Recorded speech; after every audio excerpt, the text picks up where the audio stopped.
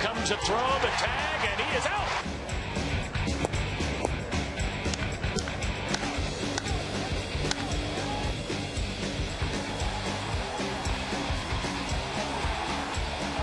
The throw by Tavares, and he is out. How about Tavares? Wow. Pitching, hitting, defense. The Reds got them all in last night's series opening win. Tonight is game 2. The Reds and the Padres next.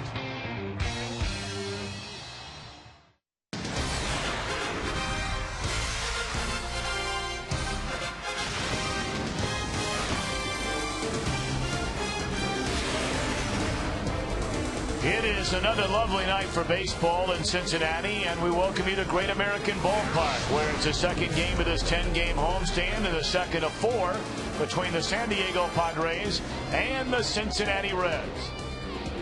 And a pleasant good evening to you alongside the Cowboy, Jeff Brantley. I'm Tom Brenneman. Welcome as always to Reds Baseball on Fox Sports Ohio. Well, you can look at it, the glass half full, the glass half empty. We prefer the former rather than the latter. The Reds only had 5 hits in the game last night, Cowboy, but 4 of them long ones. Well, I think any time that you can come away with a victory after the way that the Reds have played on the last road trip, I don't care if they got no hits. As long as they put that W on the board, that's all the stats that matter. A guy, of course, who had 2 of those home runs last night, Johnny Gomes, in 119 at-bats this season. This guy has 10 home runs. Well, he has that prototypical home run swing. He's trying to lift the ball each and every time he comes to the plate. If you give Johnny Gomes a ball that's up and out over the plate, most of the time he's going to drive it. And as we saw last night, he has the ability to drive it not only out of the ballpark in left field, but out of the ballpark in right field. And he can sting you once, twice, sometimes 3 times. See, Gomes a home run in just under every 12 at-bats, and some of the guys in the middle of the lineup and where they are. Of course, a team without Jay Bruce homering once every 17 at-bats. Much has been made about all the power the Reds gave up from last year, no longer having Adam Dunn and Ken Griffey Jr. But apparently this year, unlike past years, when they do hit home runs, they've won a lot more games. Well, the big issue coming into this season, Tom, and you know this as well as I do, is they were not going to rely on the home run. It was going to be stealing bases, hitting and running, use the speed of the ball club, a contact team playing small ball, and that really hasn't been the situation for this Reds ball club. A lot of it is because of lack of execution. When you don't execute playing small ball, then you have to rely on the home runs to get some runs. And they'll be relying on pitching, and tonight that means Bronson Arroyo. The question is, which one will you get? We'll talk about that in a moment.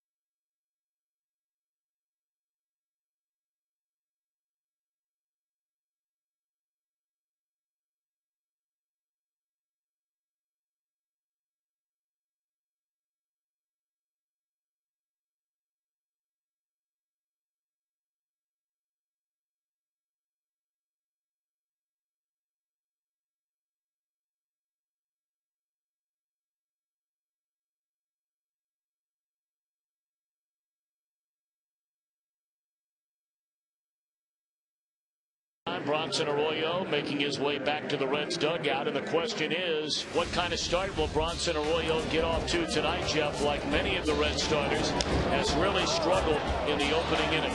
Well, what Arroyo has done over his last 3 starts, he's only given up 2 hits in the first inning, and he's only given up 1 run. That was a long ball.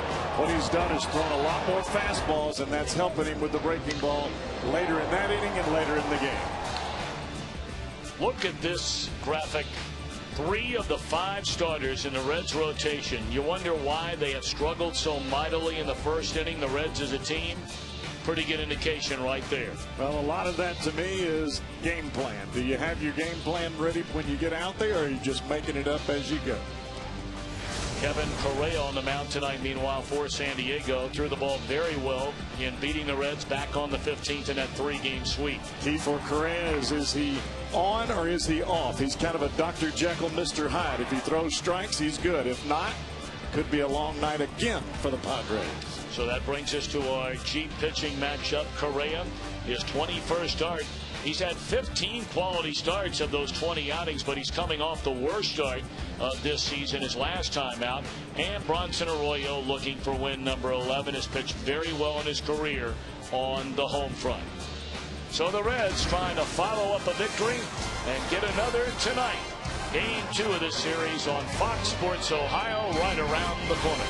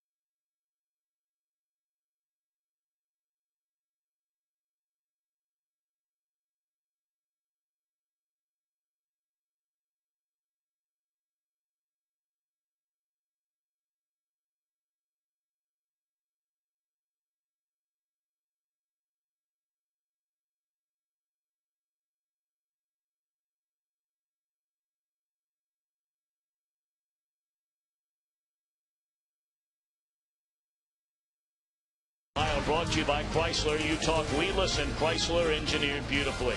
By State Farm, like a good neighbor, State Farm is there. By Dodge, grab life. By Just for Men, stay in the game with Just for Men hair color. And by Skyline Chili. Doesn't a 3-way sound real good right about now? Come on, it's Skyline time. Along the banks of the mighty Ohio, we welcome you back to Great American Ballpark. Temperatures have cooled off from earlier today. Expected to really drop overnight. High tomorrow expected only in the mid-70s.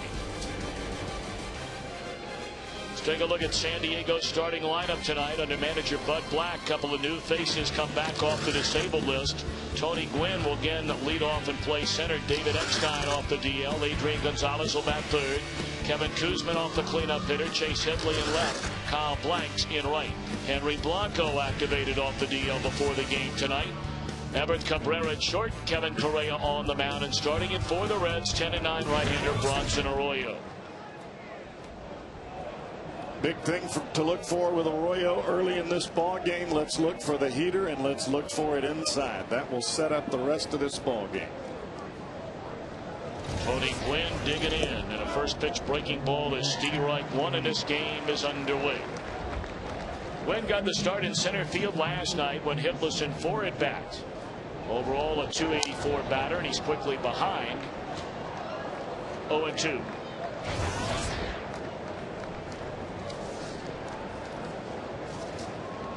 Arroyo last Wednesday night at Dodger Stadium suffered the 6-2 loss.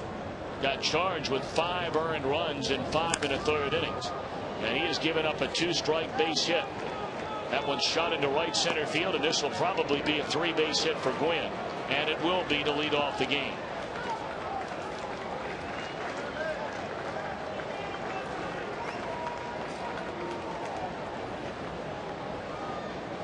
This looked like a fastball that he was trying to get inside on Gwynn, and he threw it sidearm, and the ball ran back out over the plate. That's a ball where you have to stay on top of it and drive it in there.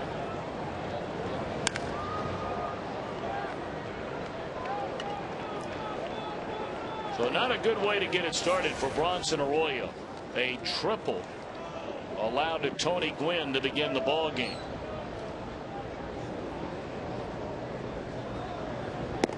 Now David Eckstein, we told you, just activated off the disabled list before the game tonight.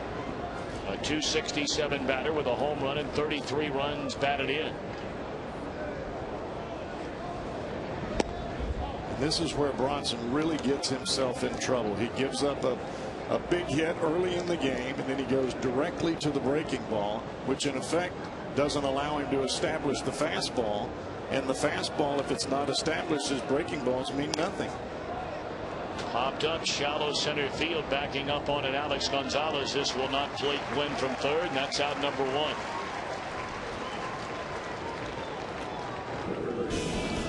The Reds defensively presented by Ford, and Lance Nix, Willie Taveras, Johnny Gomes in the outfield. Same infield as well from last night, Encarnacion, Gonzalez, Phillips, and Votto. A battery of Arroyo, and again Craig Tatum as Ryan Hannigan continues to miss. Now his 4th straight start with a bad neck.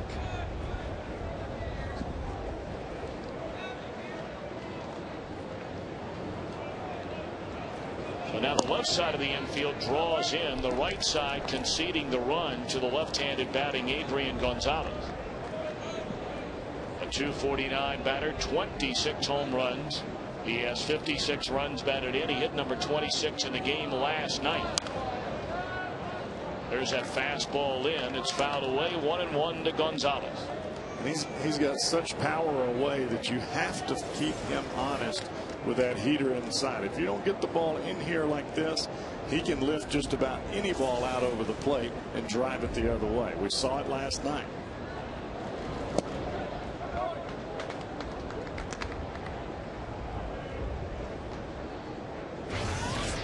Gonzalez only 2 for 19 in his career against Bronson Arroyo.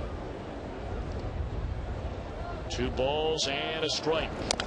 And it's rolled over foul up the first baseline. Even the count of 2 balls and 2 strikes on Gonzalez, with Gwynn at third and 1 out. Well, we know exactly what Gwynn is going to do. As soon as contact is made, he was taken off for home plate. So anything that's going on the ground, he's heading home. Reds beginning play 8 games under 500. They're 7.5 behind the front-running Cubs in the National League Central Division. 2-2 to Gonzalez. In the air. Very short center field. Taveras threw out a pair of runners on the bases last night, and they're not going to test his arm in the opening inning tonight.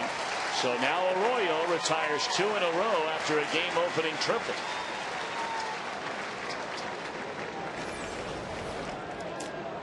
Four-seam fastball for Bronson Arroyo. He gives him the slow stuff, the slow stuff, the slow stuff, and then the high heater. And Adrian Gonzalez just could not get to it. A pitch up looks real nice, but by the time you get the bat to it, it's head high.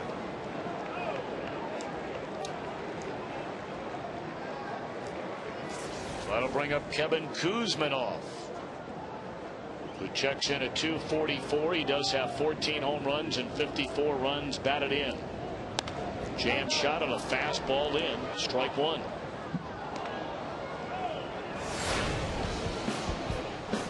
Watch where this home run pitch is. A fastball out over the plate. Kuzmanov crushes it. That's in the last time they faced each other. This time for Arroyo, he goes in, and he went in hard. Well, he certainly needs to change up whatever game plan that Arroyo has had in the past against this San Diego third baseman, who in his career against Arroyo is 9 for 13 with 2 home runs. Good breaking ball there to get ahead of the ball and 2 strikes. And now he has him around the neck. Can he put him away? This is normally a pitch that Kuzmanov puts the bat on, but because of the first pitch fastball inside, that pitch was not a breaking ball. That was a changeup, and he had Kuzmanov way out in front.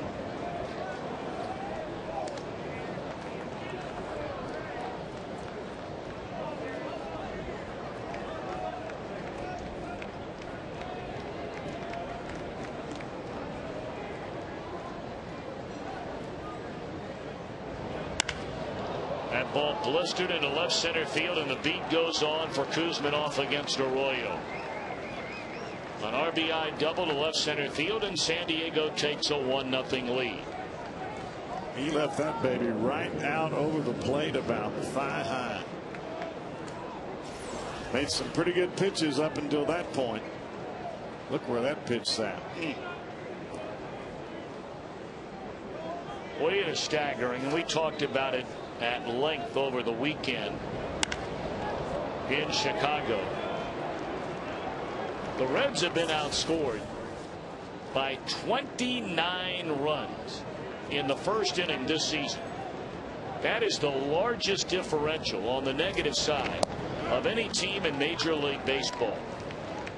And when you have veterans like Arroyo and Harang, along with the youngster Cueto, allowing batting averages that rank 3 of the top 5 highest among all starting pitchers in the league, it's no wonder that the Reds are 8 games under 500, having to play catch up seemingly on a nightly basis. Last night was the exception to the rule.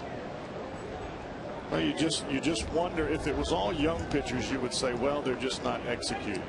But when you have older guys and they're out there, I don't think it's the execution. I think it's the game plan.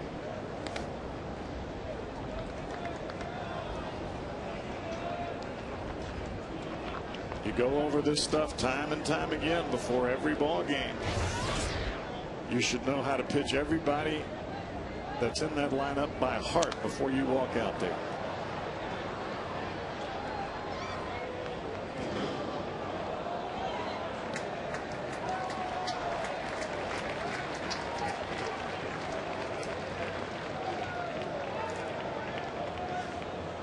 Homer Bailey had a 1-2-3 first inning in a game here last night. And then, of course, by the time he took the ball in the second inning, Brandon Phillips had given him a 3-0 lead. Bailey just absolutely went after him with the fastball yesterday. When you throw 93, 94 like he does, and you got a 3-run lead early, go get him.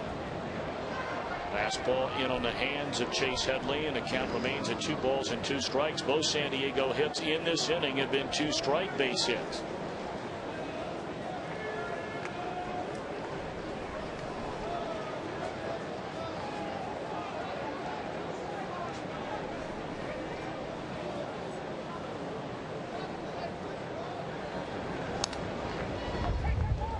And there are sometimes, Tom, where you have a veteran pitcher that you may go over the lineup with them, and a young catcher, and the veteran pitcher says, well, I don't like the way that they're wanting me to pitch this guy, and he just does it his own way.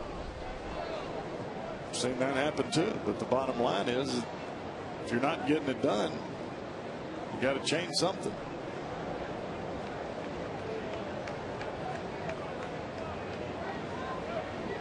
Still 2 balls and 2 strikes on Headley. Runner at second, 1 run in. And here's a breaking ball for strike 3 to retire the side. Well, the Padres get a triple by Gwynn, a 2-out double by Kuzmanov, and take a 1-0 lead with the Reds coming to bat.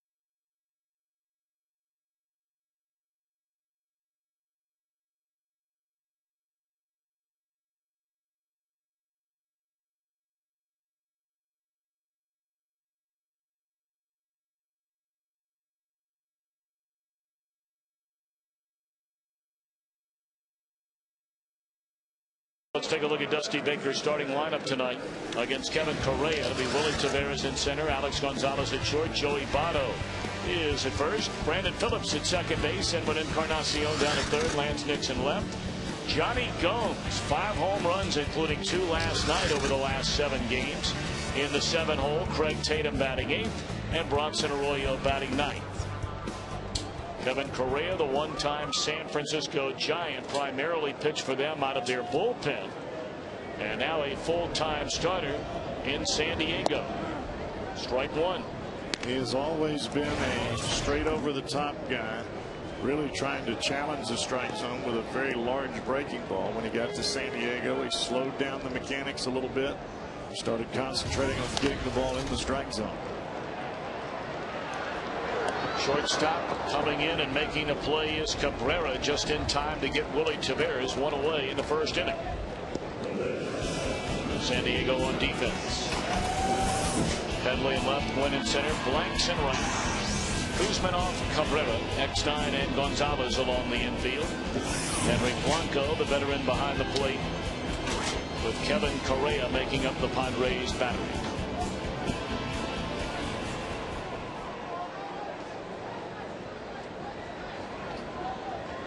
Alex Gonzalez now the batter, and he looks at a first pitch low and away. We talked about Correa. In 15 of his 20 starts, he's allowed 3 runs or less. So, as you brought up earlier, Cowboy, when this guy's out there throwing strikes, I mean, he may not be a number 1, a number 2, or a number 3 starter, but I tell you what, he has pitched pretty doggone well. Well, he's pitched well enough to have the statistics of a number 3 starter. The bottom line for him is he hasn't gotten a whole lot of runs to work with when he's had those quality starts. Now, his last outing was quite similar to the last outing for Homer Bailey. It was just ugly. Against Philadelphia, look at that line. 3 1/3 innings, 9 hits, 8 earned runs, and he walked 3 batters in the 3 1/3 innings. Philly does that to a lot of folks. Indeed they do. They may be hunting for some starting pitching over in Philadelphia, but they don't need any hit. They've got everybody back healthy again. Raul Ibanez back in the lineup. Ryan Howard hit another home run last night for the Phillies in a win over Arizona.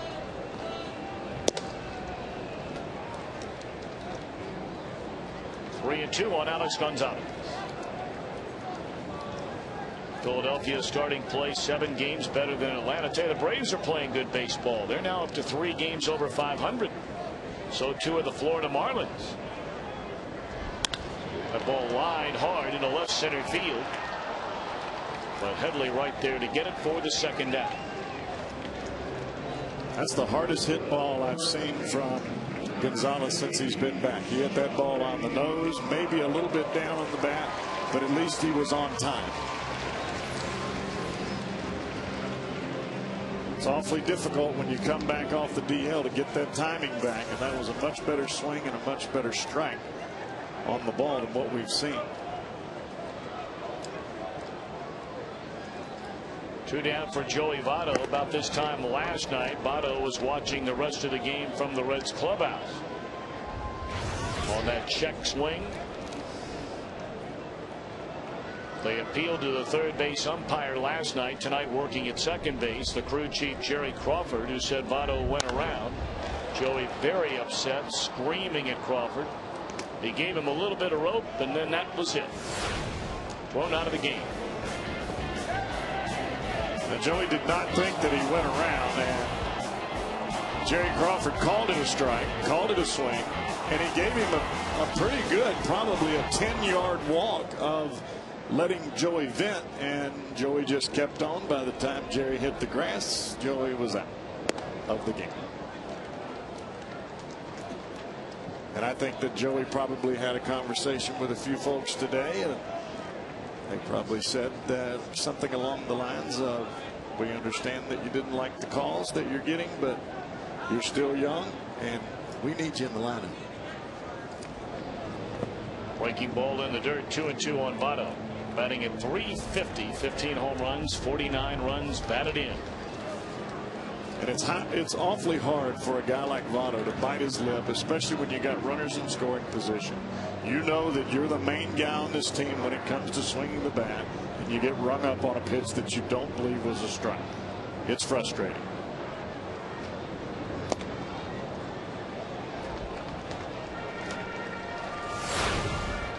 Back in May, when the Reds were in San Diego, just before Votto started having all the problems with the inner ear infection, he hit a home run off Kevin Correa. Well, the Reds did not do much damage in that game besides that home run against his San Diego right-hander. And he strikes out Votto to end a perfect first inning. We go to the second at Great American Ballpark, where the Padres lead 1-0.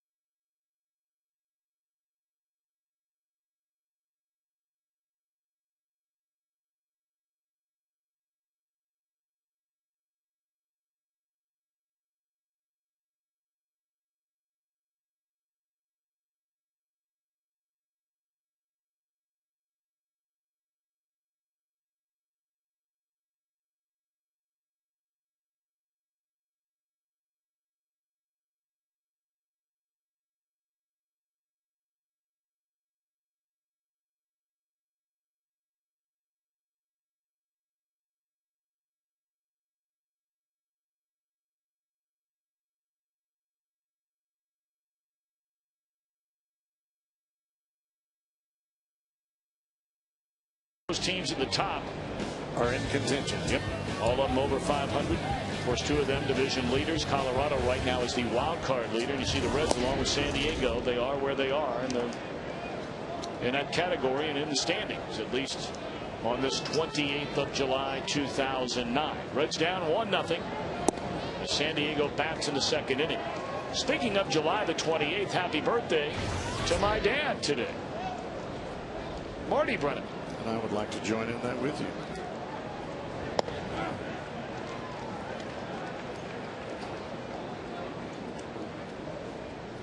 Do you give his age? Well, I mean, if he wants to do it, that's fine. Yeah, we'll let him. Yeah. Still going strong. He's not 65 and he's not 70. Somewhere in between. 3-1 pitch. Breaking ball in there, a strike. Thank God, looking good, feeling good. More importantly, feeling good. He's doing great. Yep. Still got that fire in his belly. No doubt about it.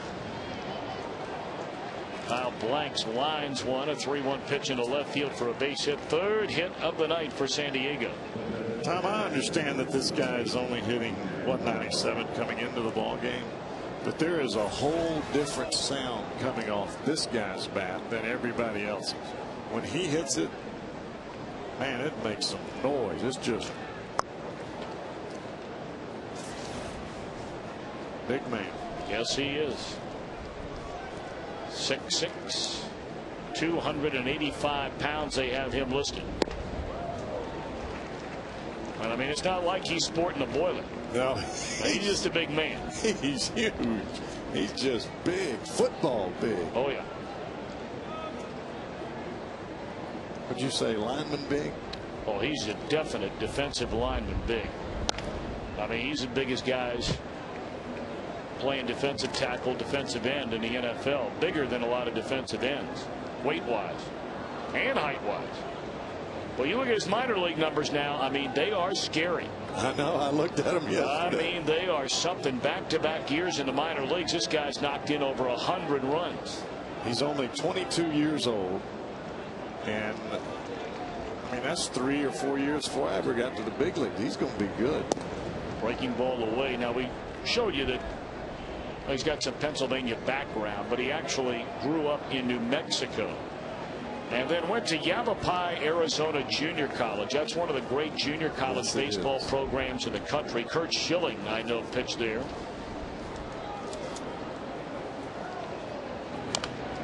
The ball chopped foul, 1-2 to Henry Blanco. You just see a young guy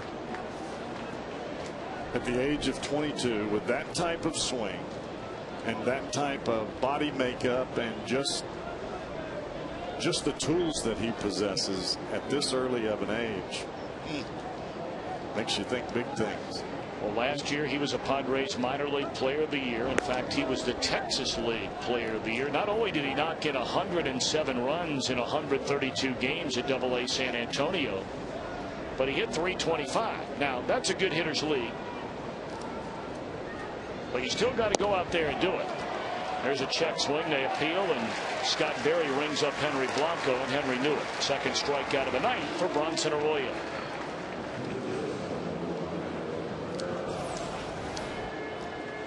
It's like a breaking ball, and awfully tough for Blanco to hold that swing up. Cheating for the fastball, and you get something else. Cowboy, how you feeling tonight? Awfully good. How about yourself? Very, very well. Thank you. You have a good day today? Everything all right? Yeah. Everything was wonderful. Good. Thank you for asking. I mean, you were dialed in. You had your game face on about 4 o'clock today. And so, I didn't know if, maybe you were just ready to roll for the game tonight, or whether, maybe you had something else going on. I like it when they win. I like winning. That losing streak hurt me. That one shot down the left field line. That is a fair ball that gets by Lance Nix into the corner. The big fella Blank's going to be held at third on a double by Everett Cabrera. There's a lot of young talent on this Padre club. And we saw Cabrera hit a ball out of the ballpark last night. He takes a pitch that's inside this time, stays behind it, and shoots it the other way.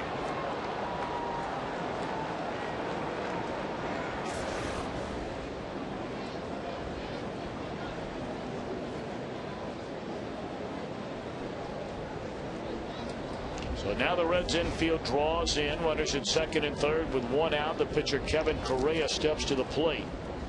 5 hits and 27 at bats, and they have the runner and a run down. Tatum to Encarnacion, who makes the tag. Cabrera advances on to third. Correa stays put on the fielder's choice, and there are 2 out in the inning.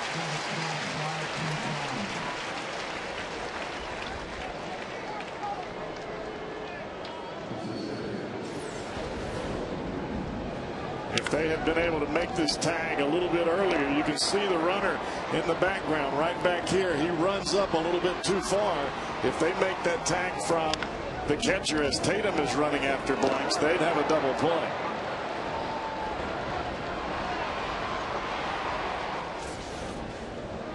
The big man Blanks was just a little faster than we thought he was.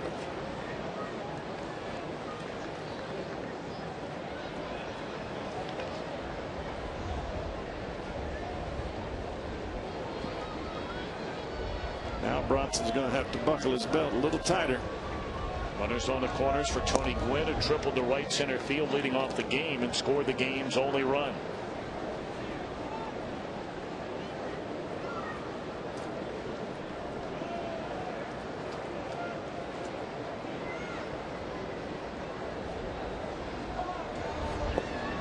Breaking ball low, and Gwynn ahead in the count of Arroyo. 2 balls and no strikes. This is game 2 of a 4-game series. Play again tomorrow night, and then a 12:35 start on Wednesday afternoon. In the air, left center field. Taveras will give way. No, he'll handle it himself, and that'll retire the side. Well done by Arroyo. With runners at second and third and 1 out, the Padres fail to score.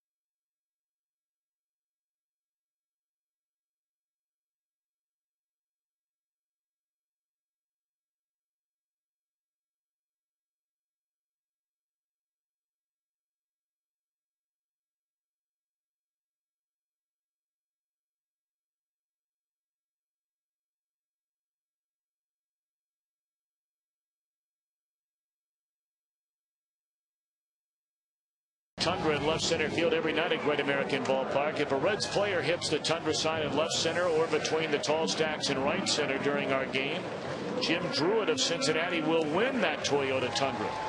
Register for your chance to win during an upcoming game at your Cincinnati and Northern Kentucky Toyota dealers. Good luck, Mr. Druitt. As you like to say, Cowboy, that'd be Nash. Pull away in that baby, wouldn't it? You got that right. Nice. Thought that Dave Votto hit the ball in between the stacks, but he hit it over the sign. Didn't hit the sign. If it hit the sign, he'd had him a car, a truck. I mean. Brandon Phillips, a 3-run home run to get the Reds off and running in the first inning last night. He'll lead off the second inning in this one. And he's down a strike. Brandon at .268, 15 home runs, 67 runs batted in. He will be followed by in the inning by Encarnacion and Lance Nix. Reds down 1-0 against Kevin Correa. Right down the middle of fastball for strike 2.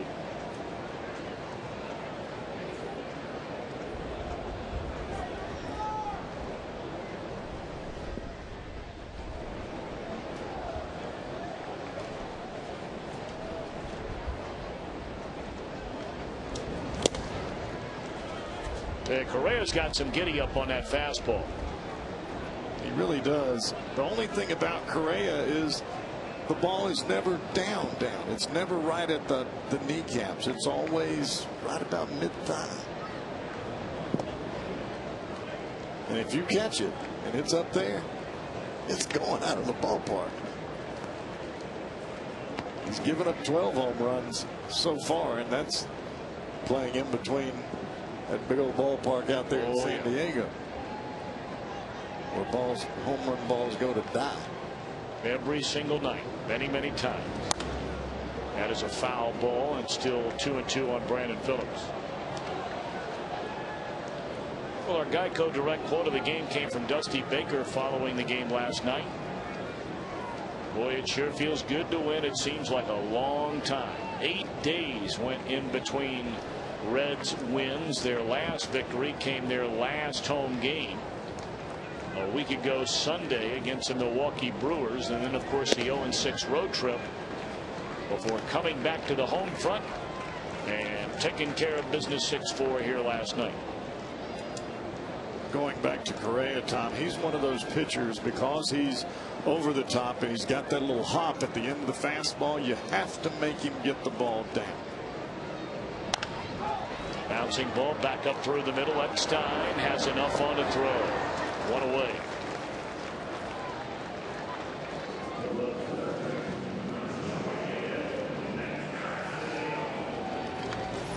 This looked like a breaking ball or some kind of off-speed pitch. It was a breaking ball. Stayed up in the zone. Phillips was out in front of it a little bit and tried to just take it back up the middle, but Eckstein still can cover a little territory out there. Now Edwin Encarnacion. That one served into short right field, and the big fella Blanks cannot get it. Encarnacion will stop after a turn at first base, and he's the first Reds base runner of the night. A 1-out single here in the second inning. Well, you've been talking, I brought it up last night, Cowboy, that you felt like Encarnacion was just on the verge of getting things rolling. He had a home run of the game here last night. And granted, he didn't square that ball up right there, but it's a base hit. Well, there's only one place for him to go, and that's up. When you hit 200, you got to go up. But if you go down, you're not going to be around.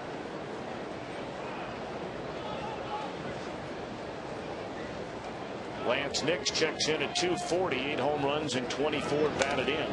First pitch swing, fouls it back out of play.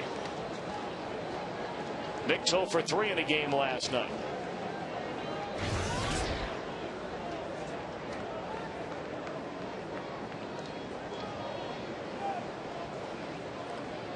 Nix is another guy very similar to Gomes. If he catches it, he got a chance to hit it a long way. If he catches it.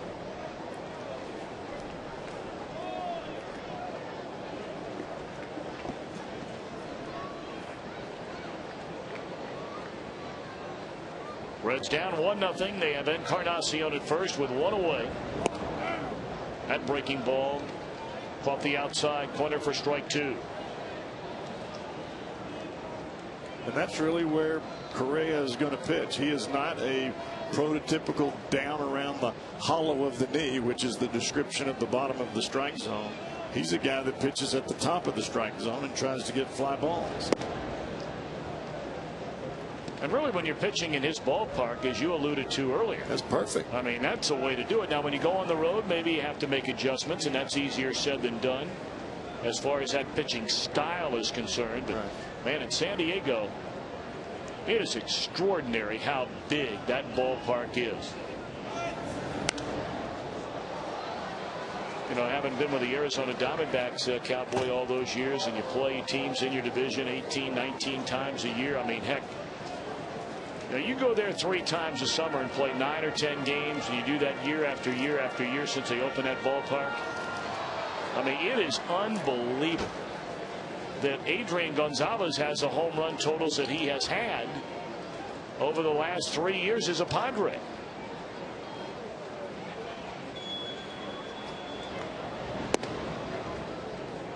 That's one of the things that you look at and you think, well, he plays at Coors Field, he plays in Arizona. But the bottom line is you're still going to play 81 ball games in that ballpark. And you're going to play another 10 or 9 in San Francisco. In other places. And Los Angeles. It's just not a given. Swinging a foul ball out of play. For him to hit the home runs that he does is pretty. It is. I agree with you. It's pretty amazing. I mean, just based on his home run totals over the last 3.5 years, I think it's a safe bet to say this guy would be hitting 45 home runs a year, playing for just about any other team in Major League Baseball. And I don't think that's a stretch. No, I think if he played in this ballpark, it would be an automatic. He'd be a 40 home run guy every year. They might have stopped traffic on the river during game time. I mean, he's already put his name in the San Diego Padres franchise record books. He has hit 25 or more home runs in each of the last 3 seasons, one of only 4 Padres ever with 3 or more 25 homer years. Swung on and popped up in a foul ground out of play. With 4 more home runs this year, Adrian Gonzalez would become the first San Diego Padre ever to hit 30 or more home runs in 3 seasons. They only have 2 guys. 3 guys, I beg your pardon, that have hit 30 or more in 2 seasons. And that goes back to the days of Jack Murphy Stadium where the ball carried pretty good. Ball 4 high with the runner going, so Nix draws the walk.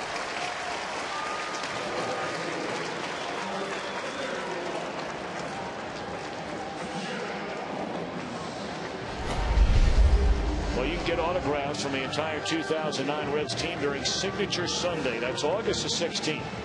You can support the Reds Community Fund and have the chance to meet the team and get a team signed ball, bat, or jersey. For more information on packages for Signature Sunday, visit reds.com/community or call 513-765-7234.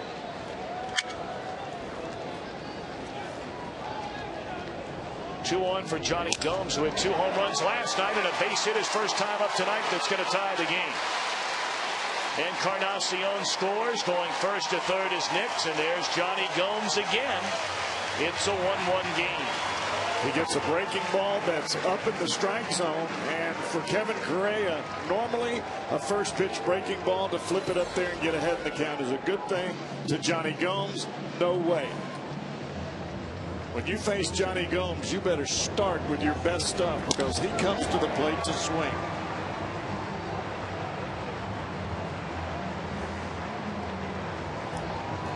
So now a big chance for Craig Tatum, who's still in search of his first major league hit. Let's see if he can get that in the RBI right here and go and knock those 2 categories out. Tatum 0 for 10 since being brought up from AAA. In there for strike one. Of course, he had a chance to knock in a run, we thought, the other day in Chicago, but they walked him. That was in front of the fly ball hit by Jerry Hairston Jr. in the 8th inning, in which Edwin Encarnacion was thrown out of the plate.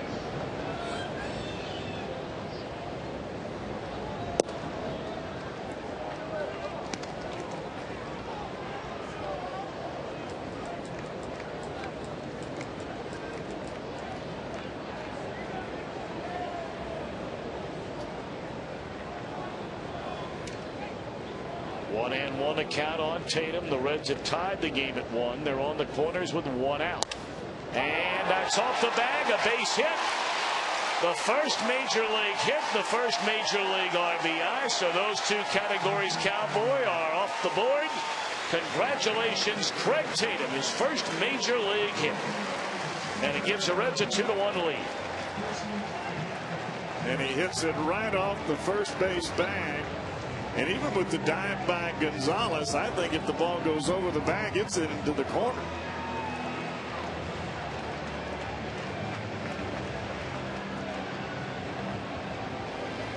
Chris Spire pretending to throw that ball in the stands. He'll hand it to Stevie Bauman. Looked like a fastball away, and the ball was down just a tad, and he just hit the top of the baseball, went the way the pitch was thrown, and old boy's got him his first hit. And an RBI to go with it. Good for him.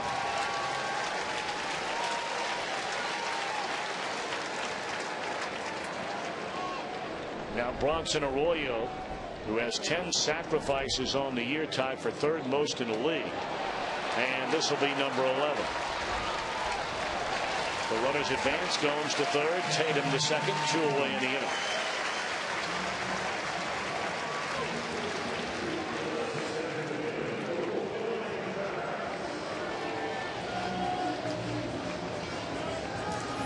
You watch the swing from Craig Tatum. The ball is away. It's running back to him.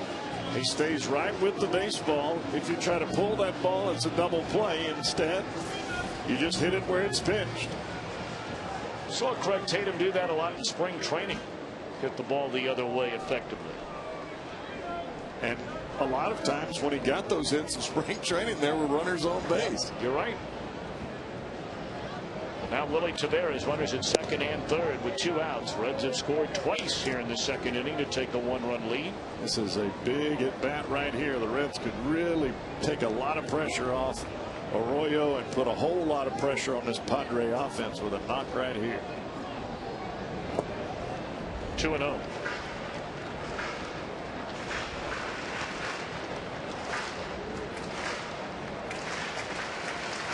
This is one of those at bats with 2 outs. You look back and you think, boy, if we just coulda, or if we mighta, or maybe if he would have.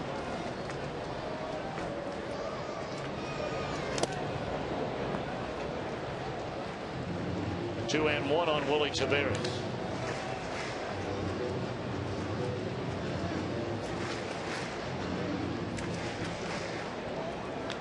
Hitting when you're down by 1, not so big a deal. When you're down by 3 runs and you got to hit and try to play catch up, it's a whole lot harder. Well, Taveras takes a fastball right down the middle for strike 2. Must have been guessing there. 2-1 count. Correa's going to throw you the gas, right? Is he guessing for a count? 2-2 on Willie Taveras. Came with a fastball, and you got to believe he's going to throw it again on 3-2.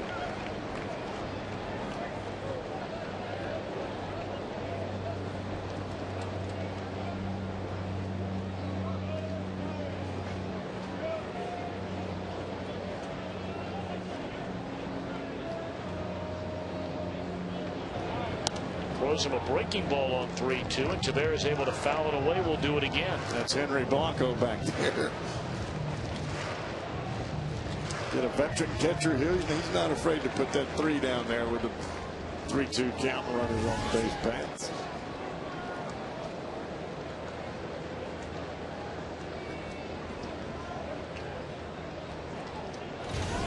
Again, the 3-2 coming on Taveras, and a fastball is hit down the right field line. That is a foul ball.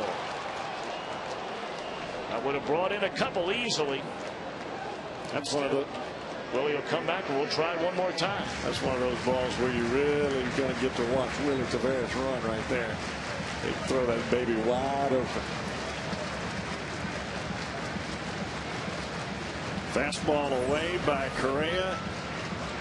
And Taveras basically does the same thing that you saw from Craig Tatum earlier. He hits the ball where it's pitched, and that's out over the plate. Well, that wasn't foul by much. No, it wasn't. 30th pitch of this inning upcoming for Kevin Correa. The Reds have scored twice and they're looking for more. There will be pitch number 31. Well, at 3-2, he's gone breaking ball, which was fouled off, fastball, which was hit down the right field line and fouled off, and then he came back with the breaking ball there, and Taveras was out in front, fouled it straight back. Blanco's probably going out to tell him right now, hey, look, you got this guy in swing mode. He's swinging at everything you throw. You got first base open. Bounce it in front of home plate. I'll block it.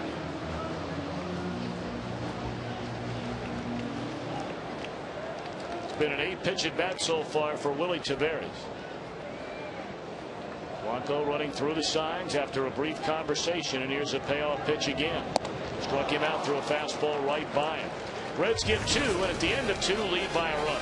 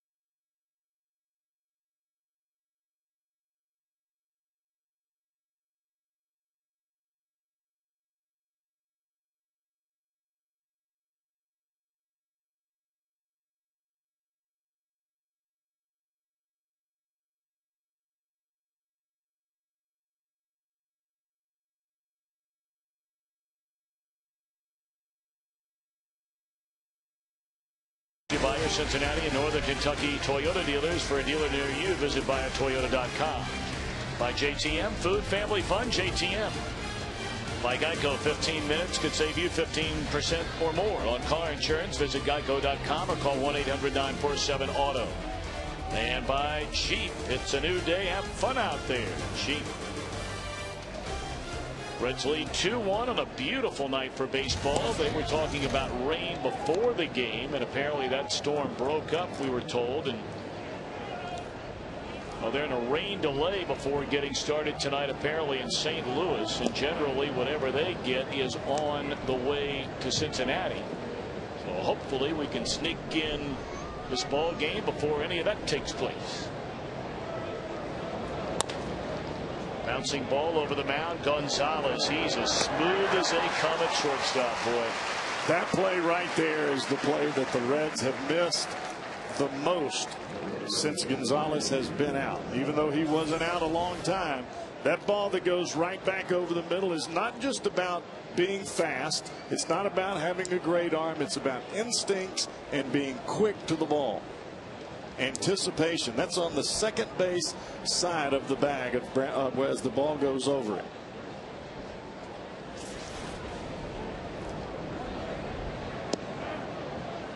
Now Adrian Gonzalez. Actually, I should say second baseman's side of the bat. Yeah. Well, Gonzalez is just a fabulous defensive shortstop. And we talked about this guy hitting home runs. There's another one. In his career, he's hit 60 on the road. He's hit 33 at home. And that's home run number 27 this year for Gonzalez to tie the game at 2. That ball was clobbered. That also shows you how big that play was from Alex Gonzalez. You don't make that play if there's even the slightest amount of bobble. This pitch right here, fastball right down the middle, is a 2-run home run instead of just a single shot.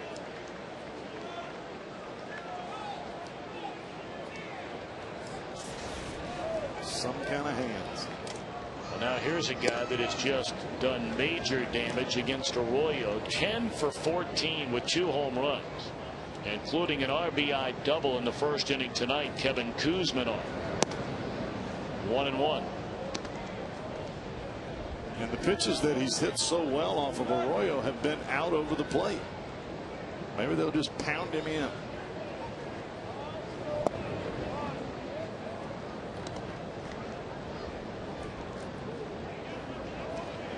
So that was an extremely short-lived lead right there.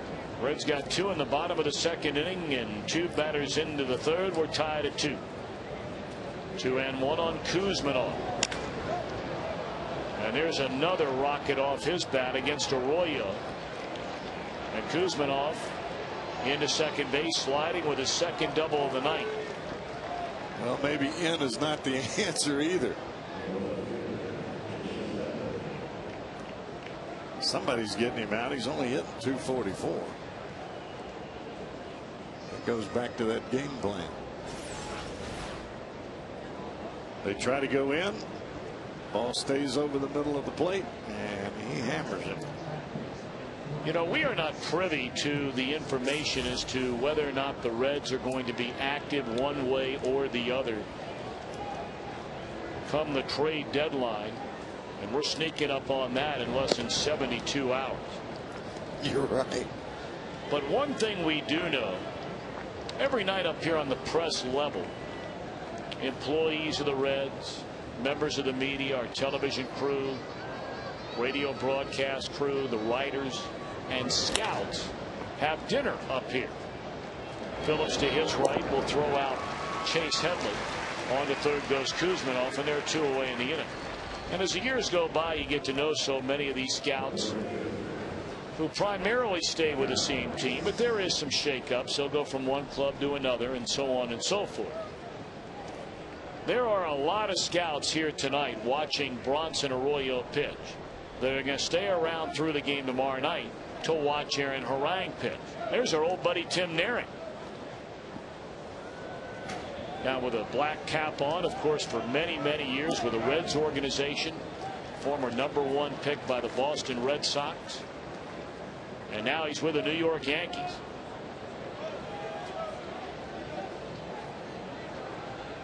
Tim still makes his home here in Cincinnati. But there are clubs out there watching both Arroyo and Harang.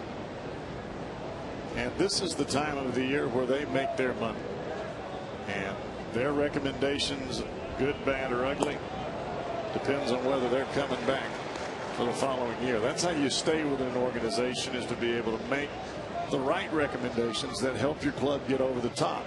He's with the Yankees, just like you said, and the Yankees need some pitching help on the starting side big time. One of our favorite people in the game has been sick for many, many years now, but he's hanging in there down there in the red shirt. Makes his home just outside of Oxford, Ohio. Carl Lowenstein with the Los Angeles Dodgers for better than 35 years. He was telling a story today, Carl was, about going down to El Paso, Texas to watch Arthur Rhodes pitch in high school.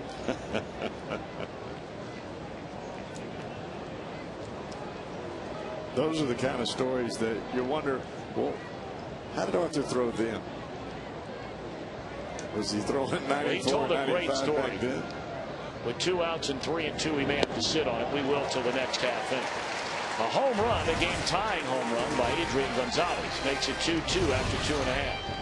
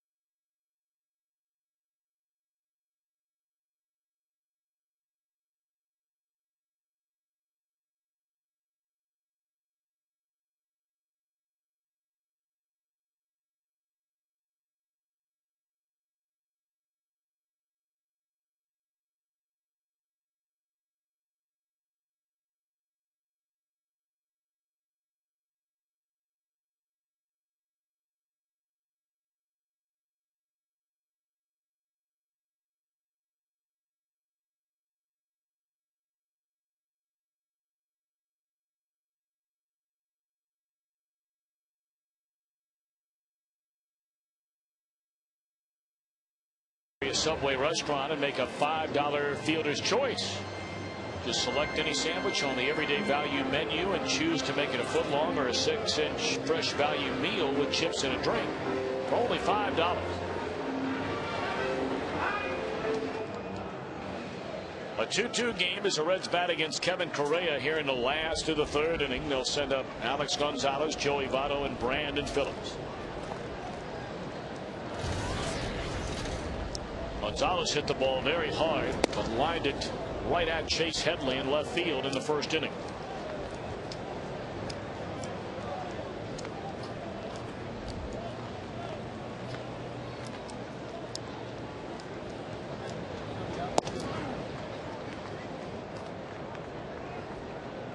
Correa staying with that fastball. He's staying right around that 93, 94 mark. Little in, little out. You know, we were talking about Carl Lowenstein with the Dodgers. Scout sitting just behind home plate, has made his home here in the Cincinnati area his entire life. And because of his recent illness over the past couple of years, he's not traveling nearly as much as he used to. There's a fly ball into left field, chasing Headley to the track, and a step in front of it makes a catch one away. There's Carl. Well, you're not going to meet a more wonderful man, no matter how long you may live, than Carl. At any rate, he was telling a story about Arthur Rhodes and how the Dodgers had sent him down to take a look at Arthur Rhodes when he was pitching in El Paso, Texas in high school. So their local scout, before they brought Carl in to get a real good look, picked up the phone and called Arthur Rhodes' high school coach and said, hey, when's he going to pitch again? The coach said, I am tired of all you scouts calling me at home. So I'm going to answer your question. Don't ever call. Rhodes is going to pitch every game our team plays for the rest of the season. No, he didn't. And Carl said before the ball game he went to see him 3 more times and he pitched in every game he went to.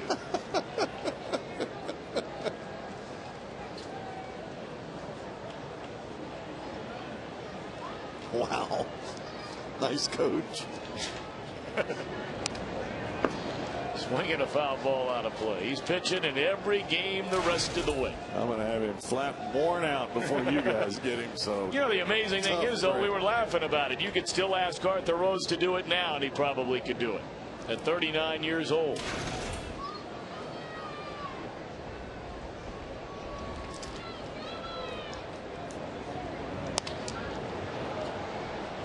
Votto pops it up out of play. Votto is definitely sitting on that fastball up and out over the plate, and if he gets it, somebody in left center field's fixing to get a souvenir.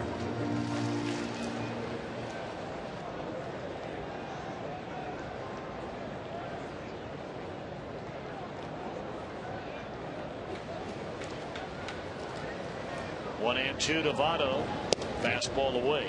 Runs the count full.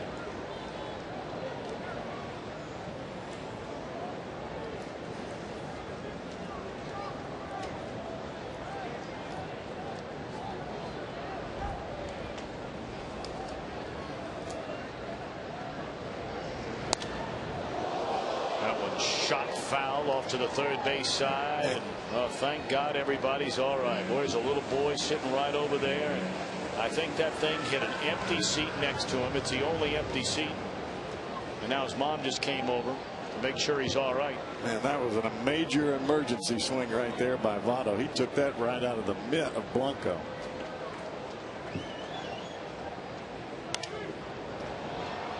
Jam shot pop up on that fastball that he's tardy on and unable to make the play. Good effort over there by Chase Headley. Well, Votto's sitting on fastball. He better turn that bat up a little bit because every fastball he's getting beat on.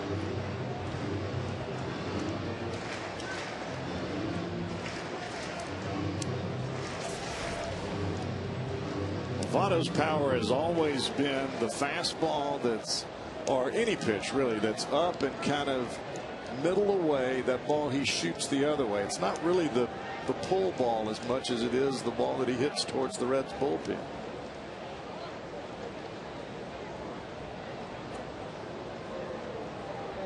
Two pitch. Here's ball three. 8 pitches so far in this at bat. Number 9 upcoming for Joey Votto. He struck out swinging his only time up tonight. The Reds are working on the pitch count of Correa. He is fixing to hit number 58. Well, Joey just doesn't appear to be seeing the ball very well against Correa.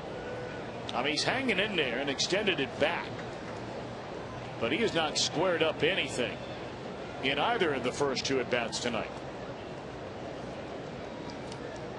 Great numbers for Votto. I mean, every category, doesn't matter what it is, every one we put up, you know, he's 330 or better. Home, road, lefty, righty, full count, runners in scoring position. And there's a base hit into center field. Well, this looks like a breaking ball here that he just slaps right back up the box. And he didn't pull off of anything. They're setting up away. It is a breaking ball, and he just shoots it right by Correa. When you've got 2 strikes, you hear it all the time. Shorten up, hit the ball back up the middle. Well, that was pretty much textbook. Well, look who's here tonight. There he is, the hit king. Best of all time. Peter Edward Rose.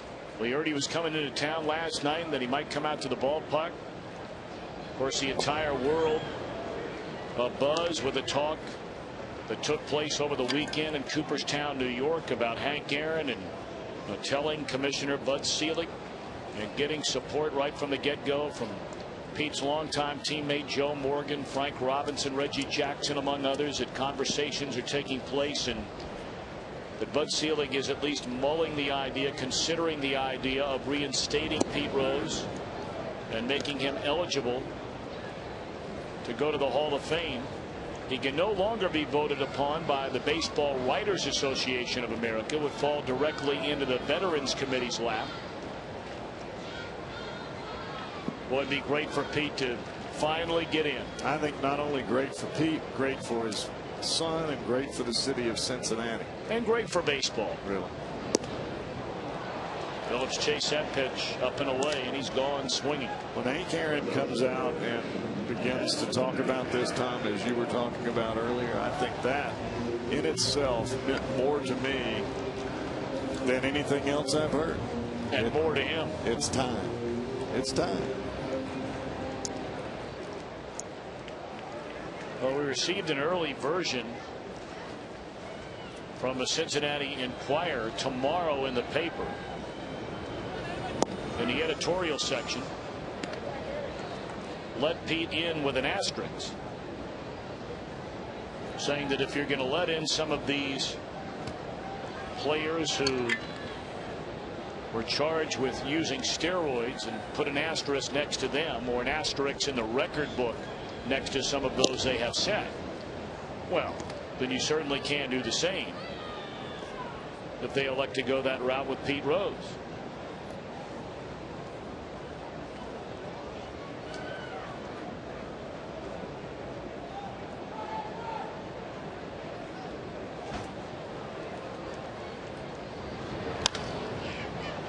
Two-hopper down to Kuzminov. One third baseman bounces out to the other, and that'll end the inning. A hit, a man left. We played 3, and we are tied at 2.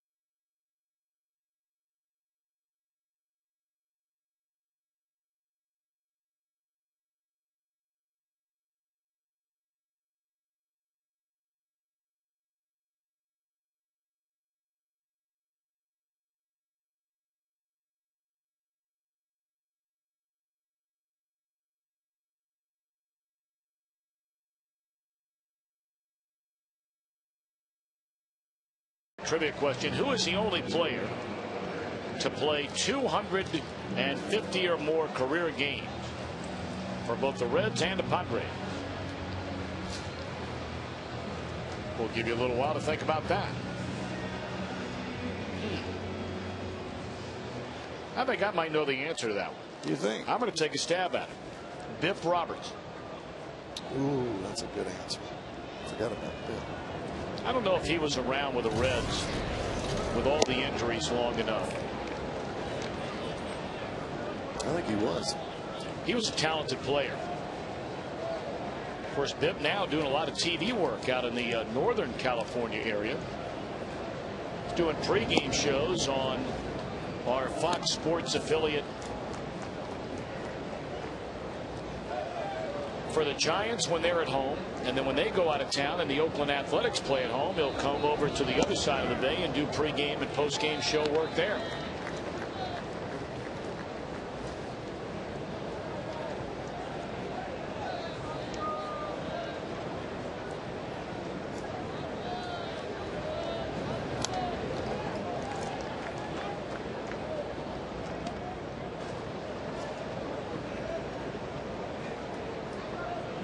Arroyo is really mixing up his pitches. He's using a lot of fastballs, mixing them in with the breaking balls, but he's throwing more fastballs tonight than I've seen in a while.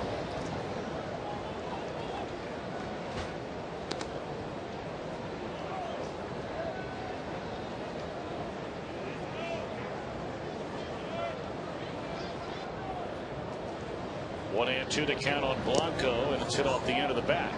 It'll stay right there. Blanco leading off the San Diego 4th inning in a 2-2 game.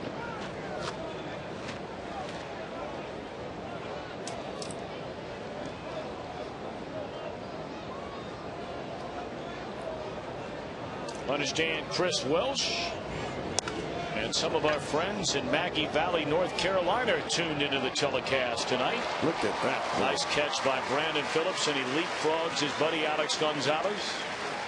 Thankfully, nobody got tangled up out there. We don't need any more injuries. No, no, no, no, no. You could tell immediately that Taveras was not going to get to the baseball by the way he hesitated. And both shortstop and second baseman going for the baseball. Phillips just got there quicker.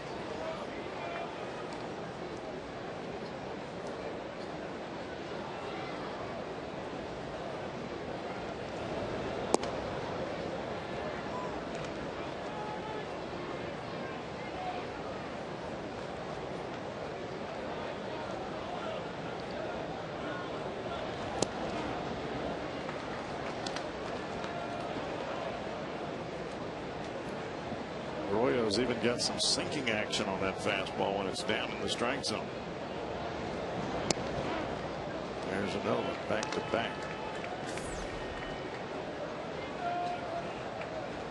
And the last one, this start here, that was when the old grand slam of Manny crept up on him. So those numbers are a little different than what they actually look like. He had 5 innings of some pretty good baseball. And for those of you that don't remember that game, that's when Nick Massett came on in relief of Bronson Arroyo, and the first pitch he threw, kaboom, to Manny Ramirez with the bases loaded, a grand slam. 3-2 on Everett Cabrera. He doubled down the left field line his first time up. And it looks like Arroyo is not exactly sure what to throw Cabrera. Knows he's got some power. He threw him a pitch last time out away from him, and he slapped it down the left field line. But in the back of Arroyo's mind, he's got to remember the home run that he hit off of Homer Bailey last night out of right field. That was his first major league home run, incidentally. Right. He's a switch hitter. And we saw him in a game last night, as Jeff mentioned. Hit the home run as a left-handed batter to the seats in right, and then as a right-handed batter he tripled down the left field line against Arthur Rhodes. Well, that swing right there was a breaking ball, and he hit it just above his hands, trying to inside out the ball the other way. Rather intriguing. And this ball clobbered down the right field line. Extra bases again for Mr. Cabrera. Was it a very impressive young hitter here now? No kidding. I mean, 4 hits in the first game and a half of this series, and all 4 of them for extra bases. Well, he is their shortstop of the future. They're very excited about him. Well, when you watch him from a pitcher standpoint, you try to see what he's doing with his hands, and then you try to make a pitch accordingly. And I mean, most hitters are going to hit a hanging breaking ball. That ball stayed in the middle of the plate, but on the pitch before, he didn't swing like that. Now Correa, who his first time up, he came to the plate with runners at second and third and only 1 out. He had a 1-hopper right at Edwin Encarnacion, and he wound up cutting down the runner from third trying to score. Correa's put down 9 sacrifices, so he handles the bat well. And you get into this debate a lot in baseball. Different managers look at it differently. You know, with already 1 out in the inning, do you ask Correa to bunt? I mean, what's the point? I don't think so with this guy's speed. We've seen him run, especially when he hit the triple last night. I mean, Cabrera can absolutely fly. You give him any single anywhere into the outfield, he's going to score.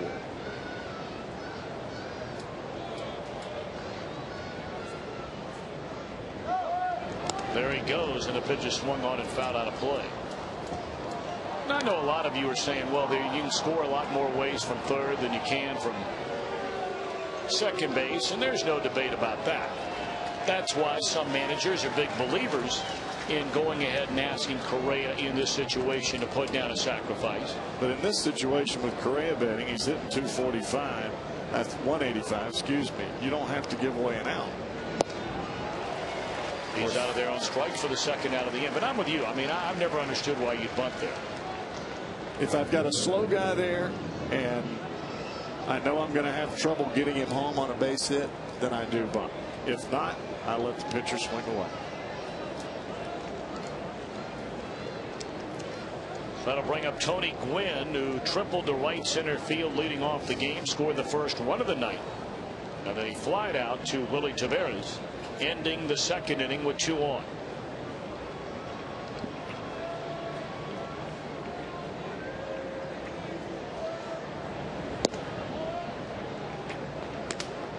This is twice now where he's come to the plate in a pretty good situation for the Padres, where Arroyo has had to make some pitches to put him in the book.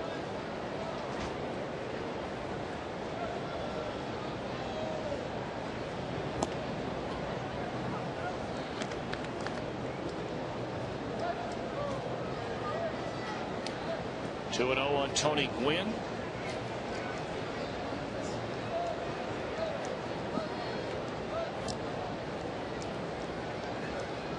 Lead run out there at second base with 2 away. Breaking ball, a good one that time from Arroyo, and their strike.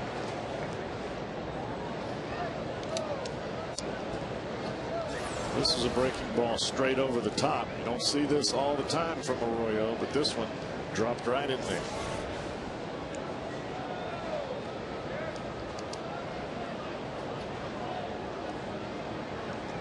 For a lot of hitters, it's awful tough to pick up the ball from Arroyo because he throws from so many different angles. 2-1 taken inside, 3 balls and a strike.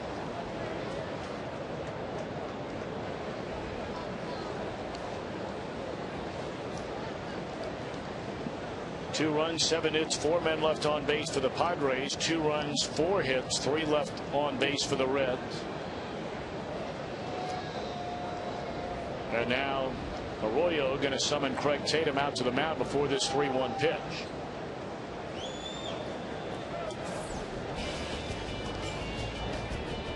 Well, Bronson Arroyo will take the ball each and every 5 days.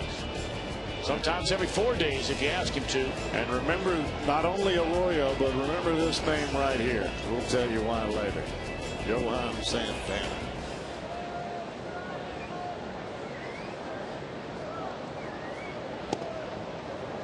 There's ball 4 to Gwynn. That is the first walk tonight for Bronson Arroyo.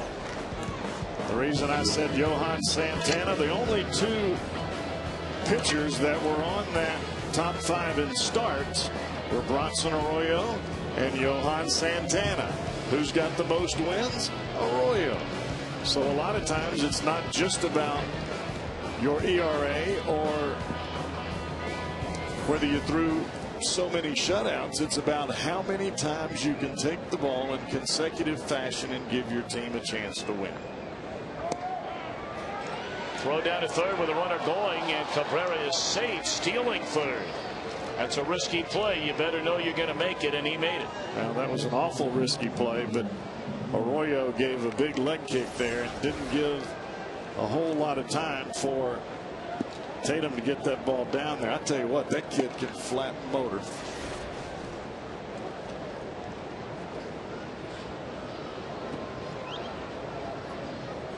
He has 12 stolen bases, and 5 of those are stealing third base. There's a roller by Eckstein to Joey Votto, and that'll take care of things in the San Diego 4th. Padres strand 2. We're tied at 2.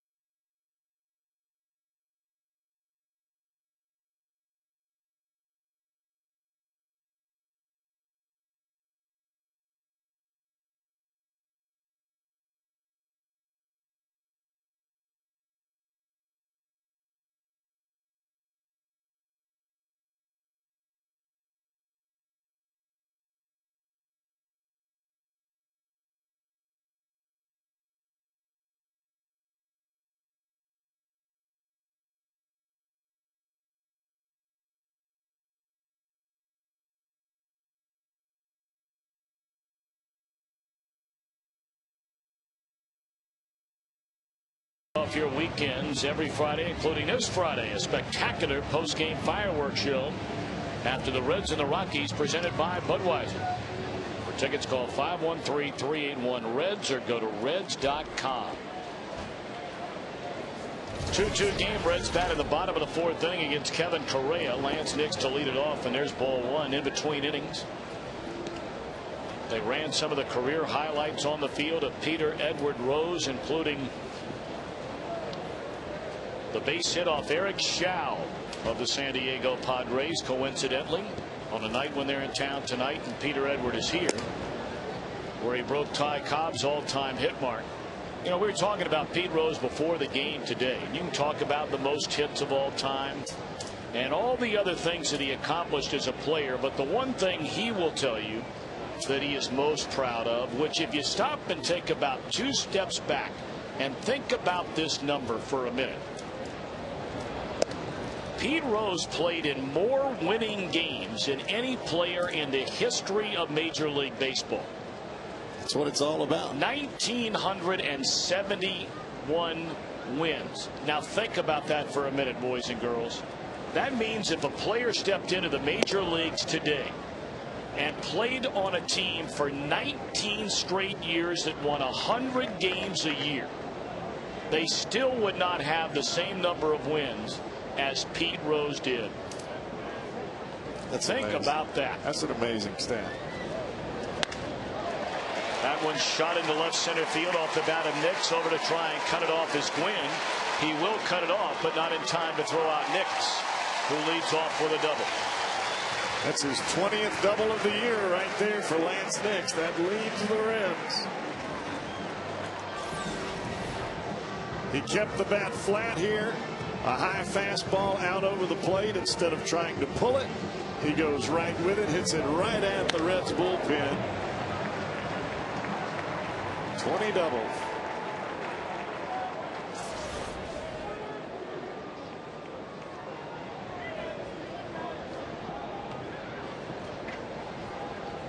Now Johnny Gomes, he got the Reds on the board. An RBI single into right center field in the second inning. And his ball in the air to deep right field. Blanks back to the wall. This will advance a runner, as Blanks makes the catch. A productive out for Johnny Gomes, and he'll get high fives when he gets back to the dugout. One away in the inning, and now decision time for Correa. Do they pitch to Tatum, or do they walk him and face Arroyo with one out?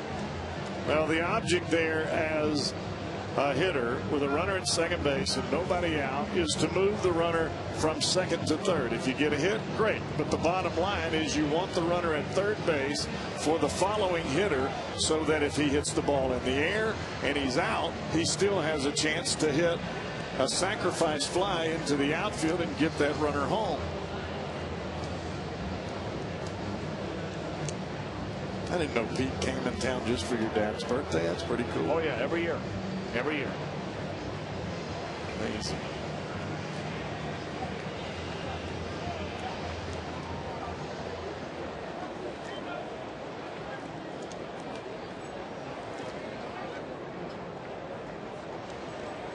So apparently they're going to pitch to Craig Tatum. San Diego brings its infield in. That's a go-ahead run at third base. Tatum had his first major league hit while driving in his first major league run, his only time up tonight. That shot up the first base line that bounced off the bag. Driving in Lance Nix. Could be an awfully big first night if he could do it again right here. 0-1 on Craig Tatum. And it's on the inside corner. He's in a hole now at 0-2.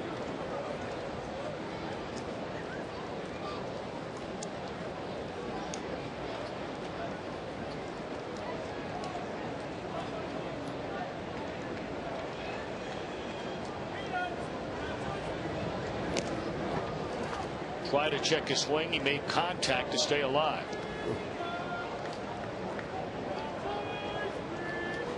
Now I know you know where Craig Tatum is from. I do. Where would that be?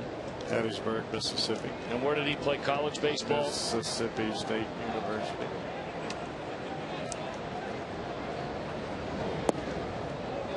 where he learned how to take that good breaking ball right there. That boy better get a hit. You know where he lives now? I think he still lives in Hattiesburg. You'd be right. Down the road from me.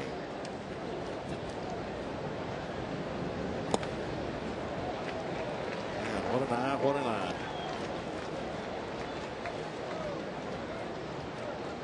That's a nice little college town down there, Hattiesburg. That is the home of Southern Mississippi University. That's where my daughter is. The University of Southern Mississippi. That is correct. Brett Favre territory. Yep. 2-2 to Tatum. Struck him out swinging. Did they teach that at Mississippi State? Probably. All right, time to answer our Aflac trivia question. Aflac!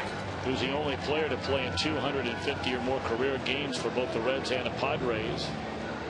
I took a stab at it thinking Biff Roberts. Aflac! And I'm told now it's incorrect. Bobby Tolan. How about that? Wow.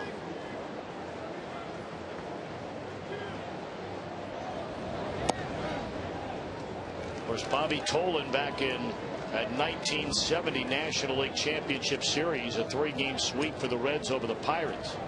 Hit .417.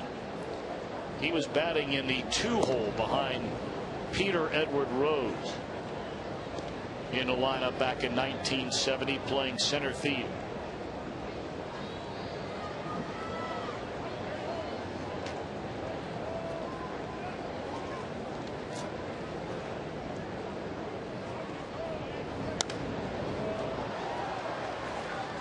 I think Arroyo is trying to do anything he can to get on base here. He even attempted to drag bunt. Ball was out of the strike zone.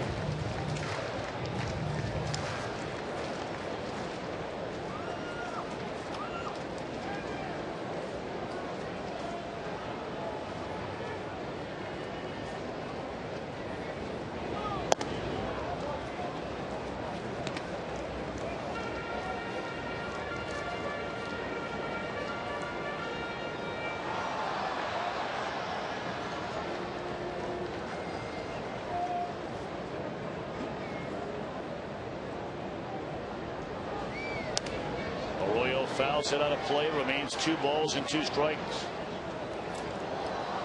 Arroyo has that little hitch in his swing right before he starts to. He brings the bat down right before he swings the bat, and that's called a hitch. And in between the hitch and the swing, that fastball of Correa's is getting in his kitchen. Better hitch a little earlier. 2-2 to count. And he checks his swing on a pitch up. He did not go around. But the count goes full to Bronson Arroyo. Trying to give the Reds a lead for what would be the second time tonight. They jumped in front 2-1 the second inning before Adrian Gonzalez tied it the next half inning with a home run to right. 3-2 to Bronson Arroyo. Struck him out on a breaking ball, and that'll end the inning. 5 strikeouts for Correa. We go to the 5th. Still tied at 2.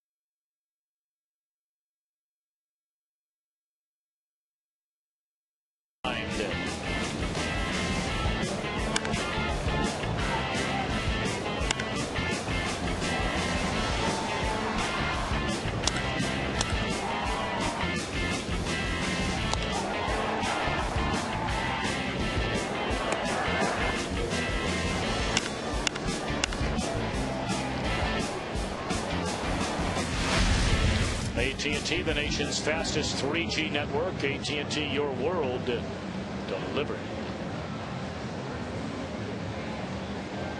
A 2-2 game as we go to the 5th inning at Great American Ballpark. In game 2 of this 4-game series, we'll play again tomorrow night. We'll have it for you right here on Fox Sports Ohio, with the Reds live kicking off at 6:30. No television on Thursday. Cowboy, you and I will be on the Reds radio network. That's right. That's a big old what? Live and in concert. That's a big old what? Yes, sir. Yes, sir. Adrian Gonzalez to lead things off. Now here you go, our Reds text poll question tonight. What's the most common last name in Major League Baseball today? Text your answer to 37664. Johnson, Hernandez, Gonzalez, or Young? Text 1, 2, 3, or 4 to 37664. Number 1, Johnson. Number 2, Hernandez. Number 3, Gonzalez. And number 4, Young. And by the way, those are the top 4 names. I'm saying Gonzalez. There's 2 in the game tonight. Well, apparently the fans are listening to you, because as they come pouring in, Gonzalez, the early leader in the clubhouse. A lot of Hernandez is out there as well, Cowboy. There's a ground ball to Brandon Phillips.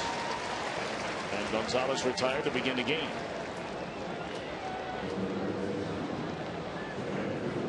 I'm going with Gonzalez. Okay. All right.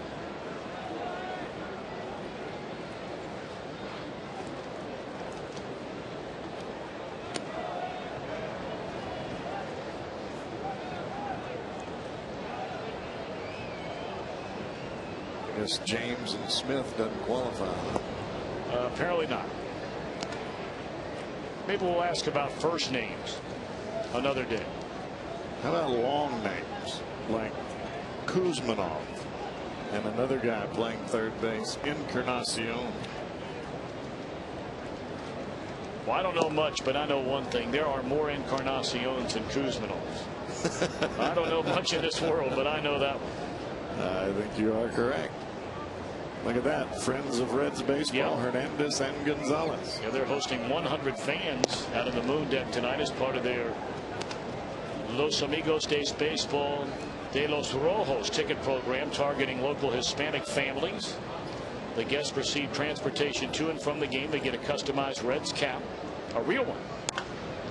Ground ball, Encarnacion. A nice play, and then his throw is snatched out of the dirt by Votto. Good play by Edwin, 2 away. Those fans also get a concession voucher and announce them on the PA. Kuzmanov and Encarnacion combined for 21 letters in their last name. Last time that there was third baseman like that was a year and a day ago today. Kuzmanov and Minkiewicz. Wow. Ground ball to short. Boy, you don't miss a beat, do you? Let's get some runs. Let's go. I mean, you don't miss a beat. Guy from Mississippi State. Yes, sir.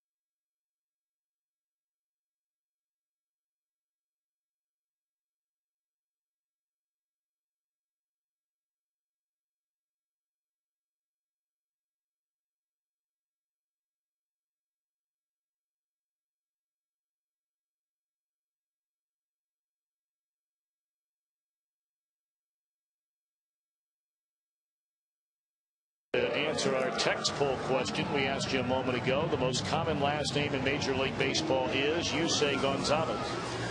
You at home and you Cowboy. Gonzalez it is. I was trying not to steer the folks wrong, like I do on that trivia over there on radio every night. Crush it.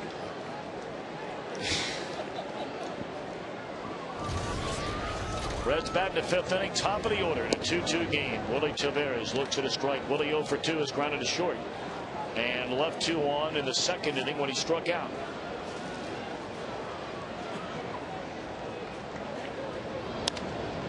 Little flare to shallow center field. It has a chance to fall in. What a play by David Eckstein. Beautifully done by the Florida Gators. One away in the inning.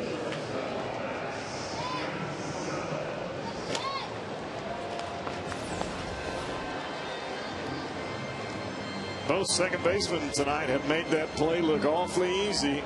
That's one of the hardest plays they got to make. Backhanding over the top catch. Ouch.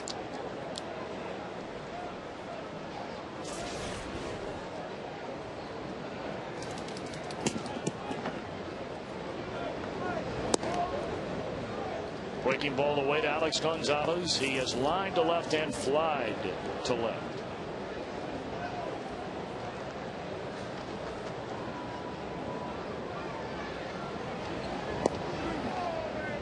One and one.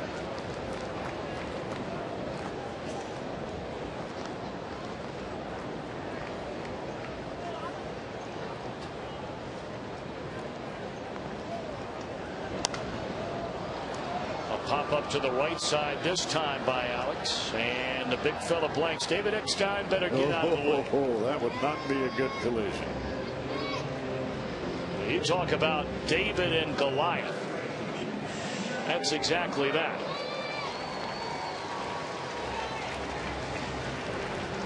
Tomorrow night, ladies' night at the ballpark, presented by Dove Chocolate. The first 10,000 ladies in attendance get a special Reds hat during the game. A variety of activities, ladies, including a Dove chocolate dipping station, a wine tasting area. For information and half-price tickets, visit Reds.com/ladies night or call 381-REDS. It's an awfully good-looking hat. That really is. You got it. Why don't you slip that baby on? It is a chocolate color Reds hat. It's kind of brown, but I like that pink C. Get yourself a pink C there, and that's like a girl's hat, wouldn't you say? It's pretty cute on me. Very nice. You've never looked prettier. How do you like me now?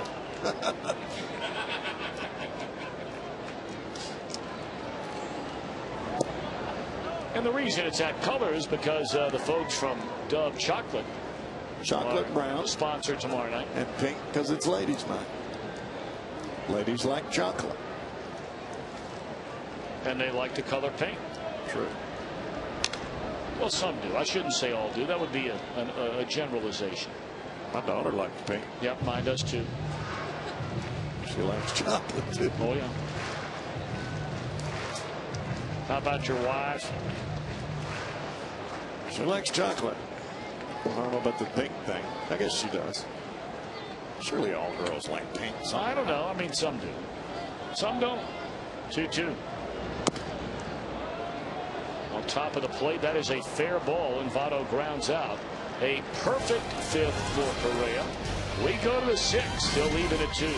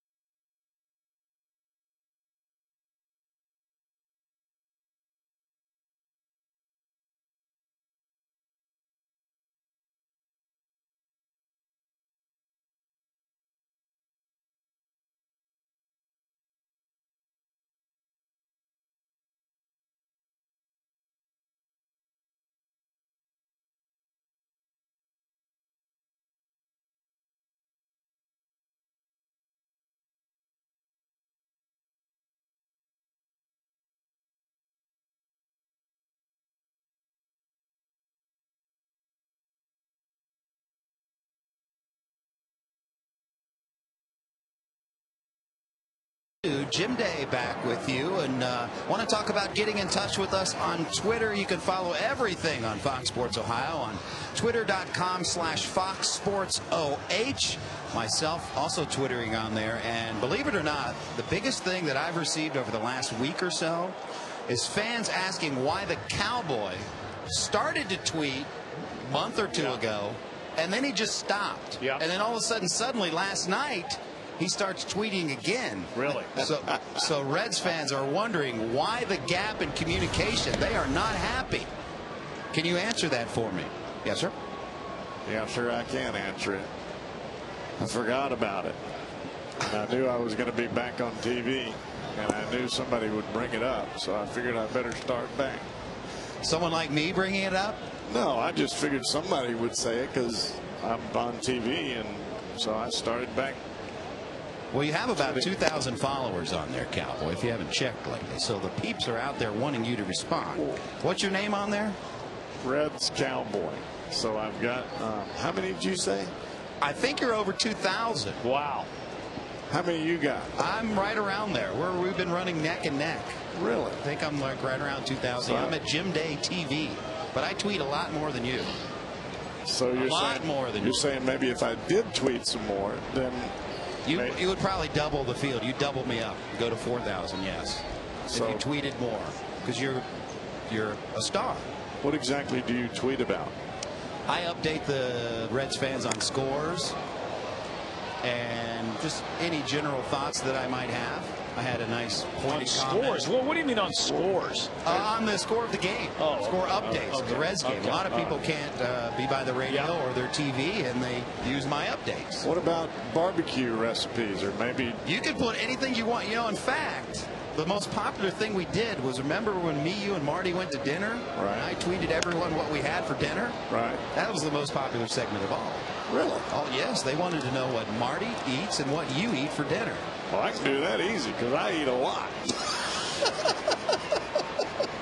Either way, what I eat, I can tell you right now. So, look, let's get to the bottom of the thing. Are you going to remember from now on to start? If you're going to get involved in the whole, twittering sort of rage, are you going to stay with it now? Yeah. Can Jim remind me just every once in a while? I forget about this stuff. I'll remind you. Can you do that for him? Can you do that, Jim? I'm in. Thank you, buddy. All right, we're in. All right, Jim, I got a question before you as blank strikes out to begin the inning. Yes, sir. Did you know while you were giving that report that you were on the Sargento cheesy dance cam up on the scoreboard? I did not know. I was on there. I was not dancing. The crowd was hooting and hollering. That's what all that noise was going on around you. They were waiting for you to start doing the cheesy dance up on the scoreboard. I did not oblige. Could you go ahead and do it now, just in case anybody was watching? No. What little credibility I have, I certainly don't want to destroy that. No dancing tonight. But the Cowboy, last night, he can do the two-step. Tom has a way of really putting you out there, doesn't he? He puts the stiletto right in the back. You and I are going to work on our Twitter, and we're going to work on Tom at the same time. All right. Yes, sir. Yes, sir. All right, Jimbo, thank you as always. We'll see Jim and Reds Live after the ball game, along with Jeff Pecoro. 2-1 to Henry Blanco, and it's fouled away to even a count of 2-2. All right, so far Arroyo's doing his job. We need some runs. Well, Correa's doing his job. Yeah, but we got to put a stop to that. We got the 4, 5, and 6 coming up next inning. That ball hit off the end of the bat into short left field by Blanco. An easy play for Nix, and there are 2 away in the inning. 6 in a row retired by Arroyo. We're in the 6th inning. 2 runs, 7 hits, 6 men left on base for the Padres. 2 runs, 5 hits, 4 men left on base for the Reds. San Diego scored in the 1st inning, a triple by Tony Gwynn. A 2-out double by Kevin Kuzminov made it 1-0. Reds scored twice in the 2nd. A single by Encarnacion, a walk to Nix, an RBI single by Gomes, a run scoring single on the first major league hit by Craig Tatum. Gave the Reds a 2-1 lead, and then Gonzalez homered to right field in the 3rd. Cabrera, meanwhile, has his 3rd hit of the night. And that is already Cabrera's 5th hit in this series. He said 5 consecutive hits. He has reason to smile over there.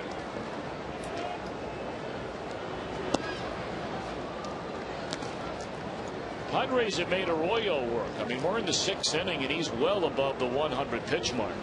107 of them so far. Of course, pitch count is not as big a deal for Arroyo as it is for a lot of guys. He's been blessed with a very healthy, although thin, right arm.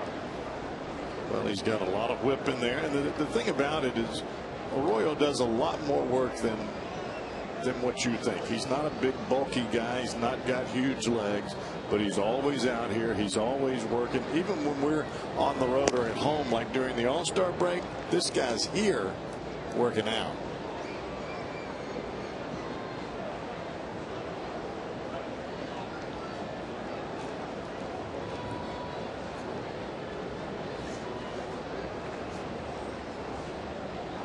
Two and one on Correa. Runner goes. Throw down to second. No chance to get Cabrera. Second stolen base of the night for him. That gives him 13 on the year since he's been brought up from the minor leagues. Man, this guy's a good looking player.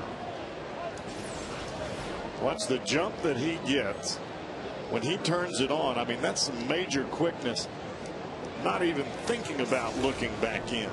He reminds me of Rafael Furcal. Yep, me too. You know, that's the kind of player the Reds organization has not produced in a long time. You're right. A middle infield guy that can run. And a lot of that was stopped when you had Larkin, you had Boone, you had Pokey Reese. Those guys were here forever. Yep. Strike 3 called. 6 in the game for Arroyo. We're still tied at 2.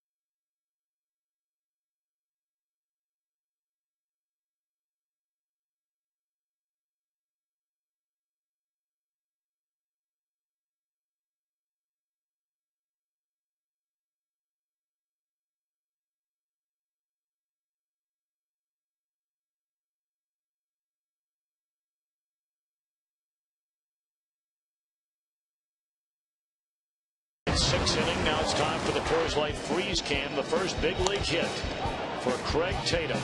Right off the bag. Not only the hit, he knocked in a run with the hit. Coors Light Freeze Can brought to you by Frost Brew. Coors Light, congratulations, Craig Tatum. 2-2 game. Hey, by the way, I'd like to thank Earl Crabtree for answering our question last night when I asked you about, Good Night Irene. Why Irene? Well, and where did it come from? Well, apparently, Good Night Irene or Irene Good Night, a 20th century American folk standard written in 3/4 time, first recorded by American blues musician Puddy Ledbetter in 1932. The lyrics tell the story of the singer's troubled past with his love Irene and express his sadness and frustration. And apparently it was recorded by the Weavers, another version of it, that went to #1 in the U.S. in 1950. Good Night Irene. Solid. Subsequently, it's been recorded by numerous artists. And in 2002, Leadbelly's 1936 Library of Congress recording received a Grammy Hall of Fame award. Fly ball into right field by Brandon Phillips. 1 pitch and 1 out as we begin the bottom of the 6th inning.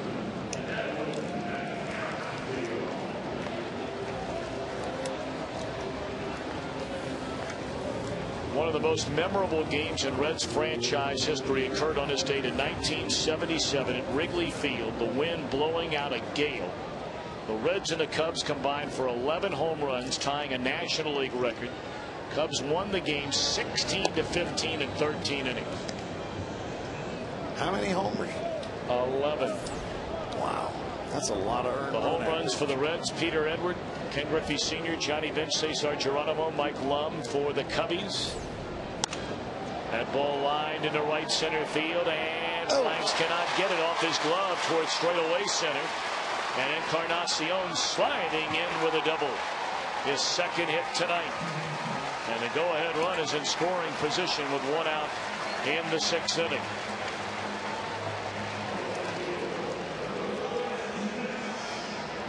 Couple of pretty good at-bats. You've seen Correa all night long going away. Phillips tried to go that way.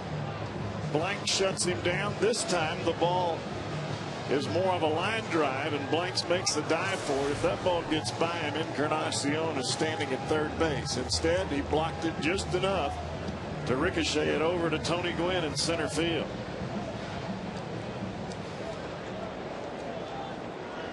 You got the man out there. Now you got to get him in.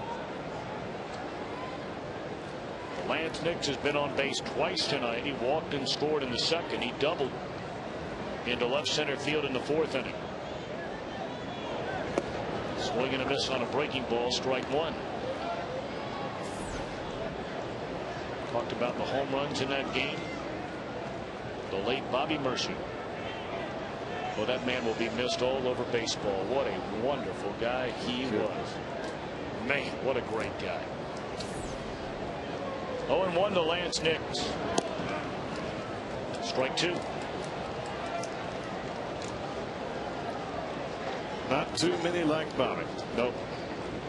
Always speak to you. Always remember your name. Pat you on the back.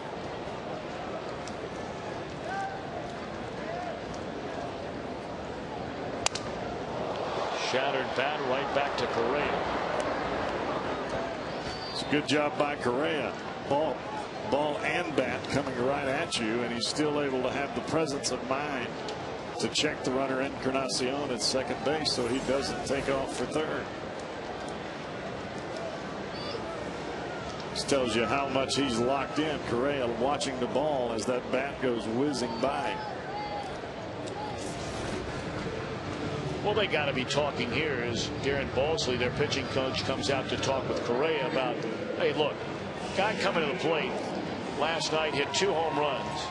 He already has an RBI single in the game, Johnny Gomes, and he just missed hitting a home run to right field back in the 4th inning. You have Tatum on deck, who, yes, got his first major league hit and RBI in the game tonight, but he's 1 for 12 in his big league career. Right. So it looks like that they will walk Gomes intentionally, put runners at first and second base.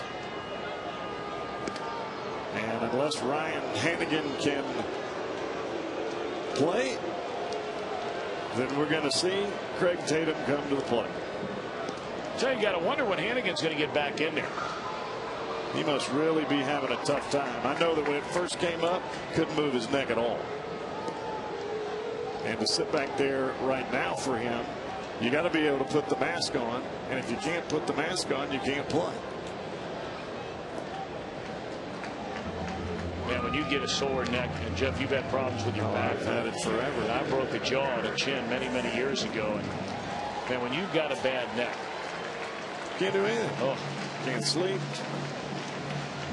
It's tough enough just putting on your clothes. And the problem is for Hannigan is if he does play and he re-injures it, he may be out for the rest of the year. Then you're looking at a 4th and 5th catcher down the line. all right, it's up to Tatum here now. He had a chance back in the 4th inning to give the Reds a lead with a runner at third and only 1 out, and Correa struck him out. And it was that pitch that struck him out, that high fastball.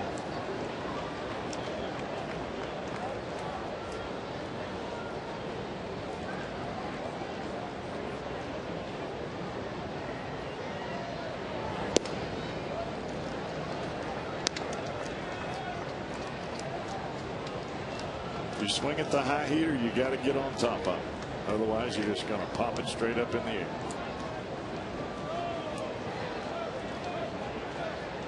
One and one on Craig Tatum. In the dirt, 2 balls and a strike. A 2-2 game. Reds leaning on this youngster to get a base hit and a drive and a run and put him in front.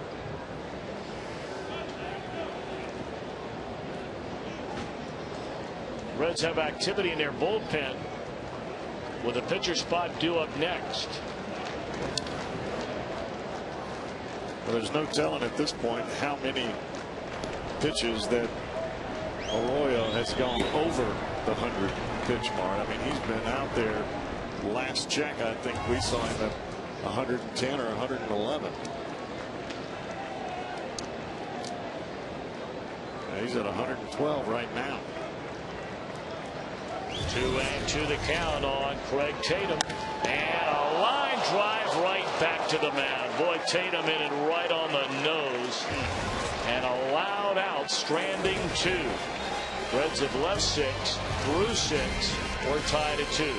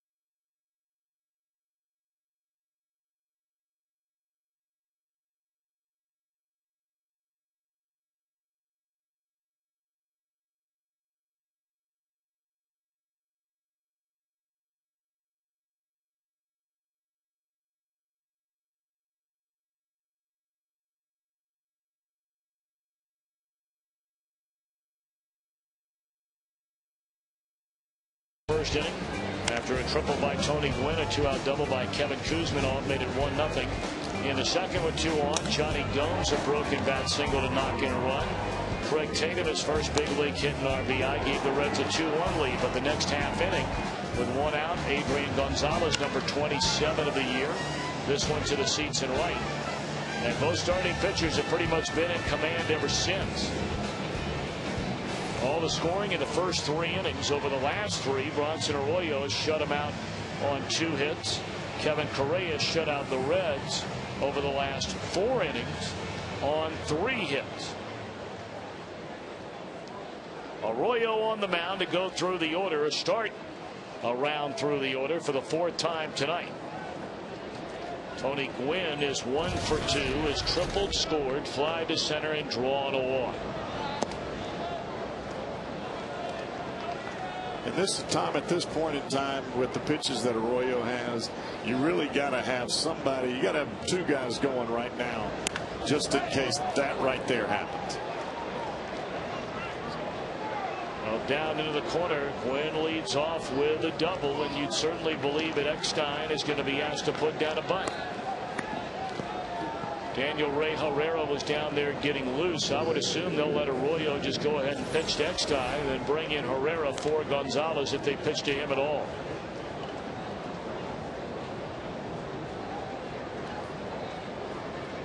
That was a good piece of hitting by Gwynn, just keeping that ball fair. That ball's good 6 inches inside. Eckstein among the best handlers of the bat in all of baseball over the last decade, and that is a perfect bunt. his 8th of the year, sacrificing Gwynn down to third. So the go-ahead run is at third with 1 out in the inning. And now what does Dusty Baker do? I mean, do you bring in the left-hander Herrera and let him try and take care of Gonzalez? Or do you walk Gonzalez, set up the double play ball and let Arroyo stay in to face Kuzminov, or bring in a reliever to face Kuzminov? I would walk the batter at the plate. I would bring in Massett for the double play ball. That's what I would do. Well, they're definitely going to go ahead and intentionally walk Adrian Gonzalez. Second walk tonight given up by Arroyo.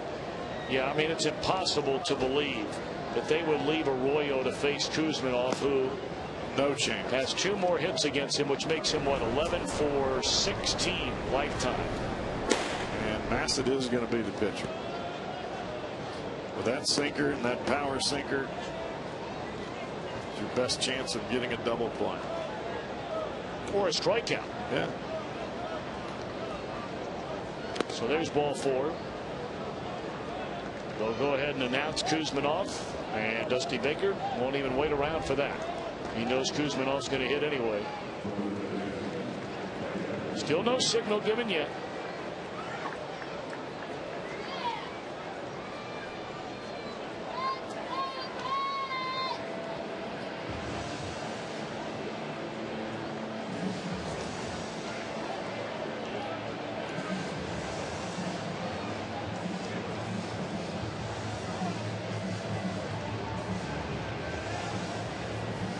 And now Dusty signals for the right-hander Nick Massett.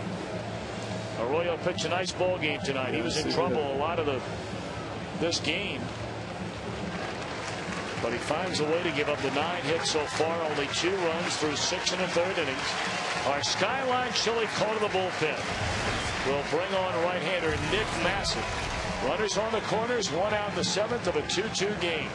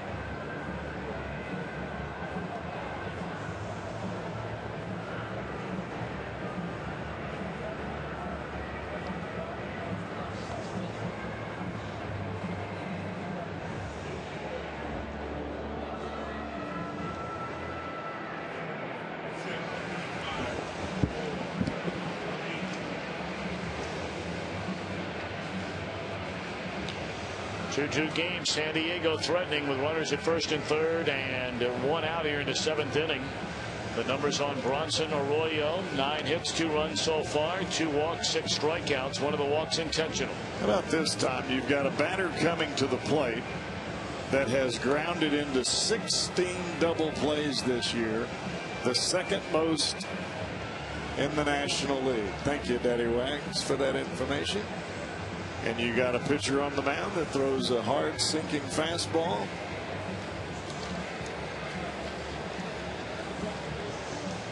You see the first batter face there for Nick Massett.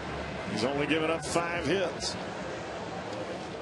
It's a 147 average. If you're a Reds fan, let's hope he gets the double play right here. But did you see that last number? Yes, I did. Of the 7 hits he's allowed, 3 of them have been home runs.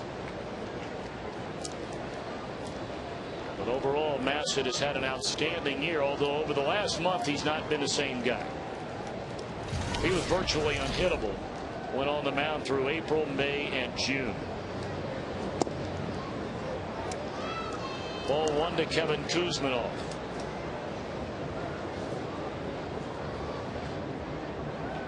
You got two guys up the middle, and Gonzalez and Phillips, they can turn it with the best of them. 1-0 to count on Kuzminov, and here it comes. And it misses low and in. 2 balls and no strikes.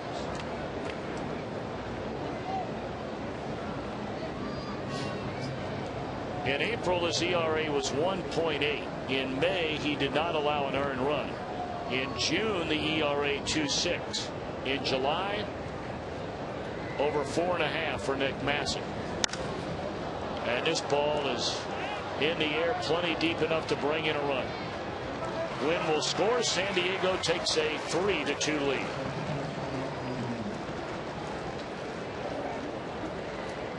And that's the part where Massett has really got to learn that you don't give in to the hitter at home plate when you're trying to get the double play. That's part of learning to pitch towards the back end of the bullpen. Even at 2-0, a pitch that's down has got to be down. It can't be up and in the center of the plate. When you throw the ball up there, Tom, the only thing you're thinking about is if I go 3-0, I might walk him. You can't be thinking negative. You think positive. Now Chase Headley with a runner at first and 2 out. And Massett falls behind, ball 1. So a leadoff double by Gwynn when Arroyo was allowed to start this 7th inning with 112 pitches already. He allowed the double. And right now, that's the go-ahead run. Hook to the right side. Inning over, but damage done. A run, a hit, a man left. 7th inning stretch time presented by Cincinnati Bell.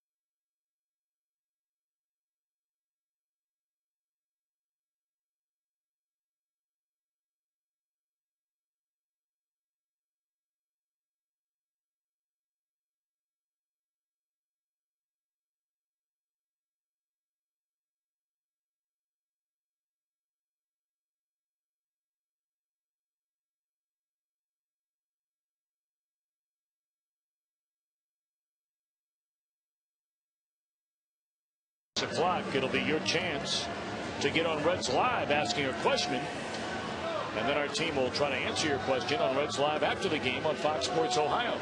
Be part of the fun at Game Day Cafe Friday at 6 o'clock. Of course, Mark Burley coming off a perfect game in Chicago last week against Tampa Bay. Tonight, perfect through 4 innings in Minnesota. Well, we've got a new pitcher for the Padres, and that's Luke Gregerson. And this rookie has thrown the ball about as well as you can throw it over his last 7 ball games, 8.1 innings pitched, has not allowed an earned run in any of those ball games. Reds go to their bench. They will bat for Nick Massett, Drew Sutton. To lead things off, then Willie Taveras and Alex Gonzalez. A breaking ball is a strike. 0-2. 109 pitches for Correa. And they get him out of there at the end of 6.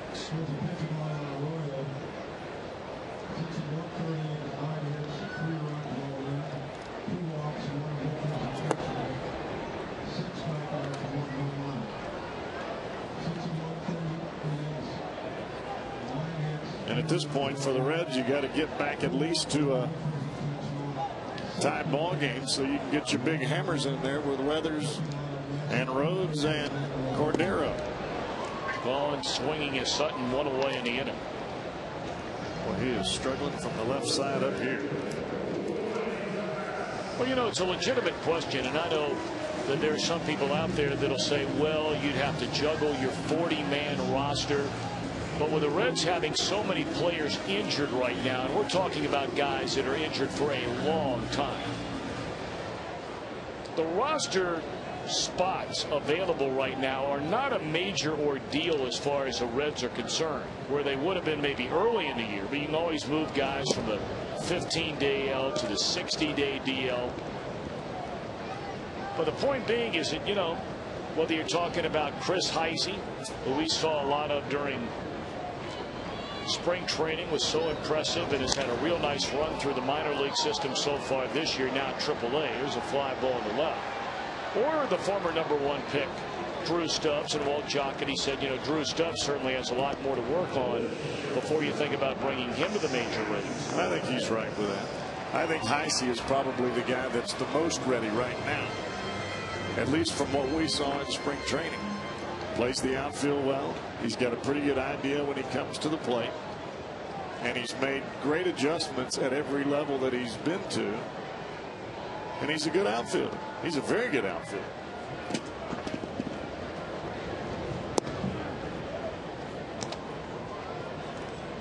But when you're moving a player like Sutton back and forth, who is just, he's a utility player, and his playing time is only going to be what we just saw as a pinch hitter, or, you know, maybe an occasional give the day off at short, second, or third. Just makes you wonder. There's just a lot of different things that could happen, but there's obviously a reason that they did not bring Heisey to the big leagues. I don't know what that is, but there has to be one. Boy, that was very easy for Mr. Gregerson. Very quiet. Reds 7th inning.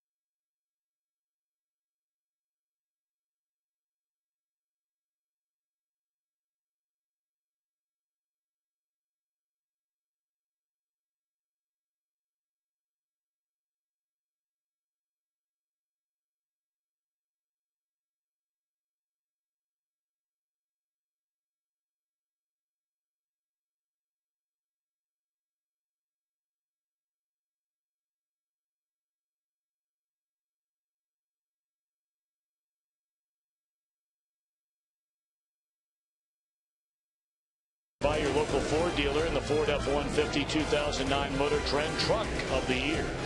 By Aflac, we've got you under our wing. And by your Cincinnati, Northern Kentucky Honda dealers.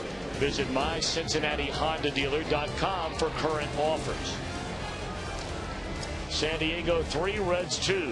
8th inning coming up. And now on the pitch for the Reds, right-hander David Weathers.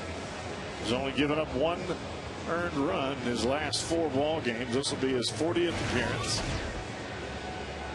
You see the numbers right there. Opponent's average 195. Man, that's good, isn't it? That's very good.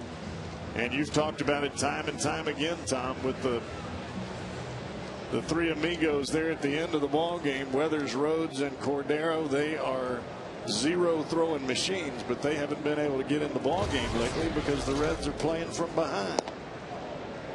I mean, the times these guys are getting into the game, it's this kind of score. Or worse. 1-0 the count on Kyle Blanks. He'll be followed by Henry Blanco and then Everett Cabrera.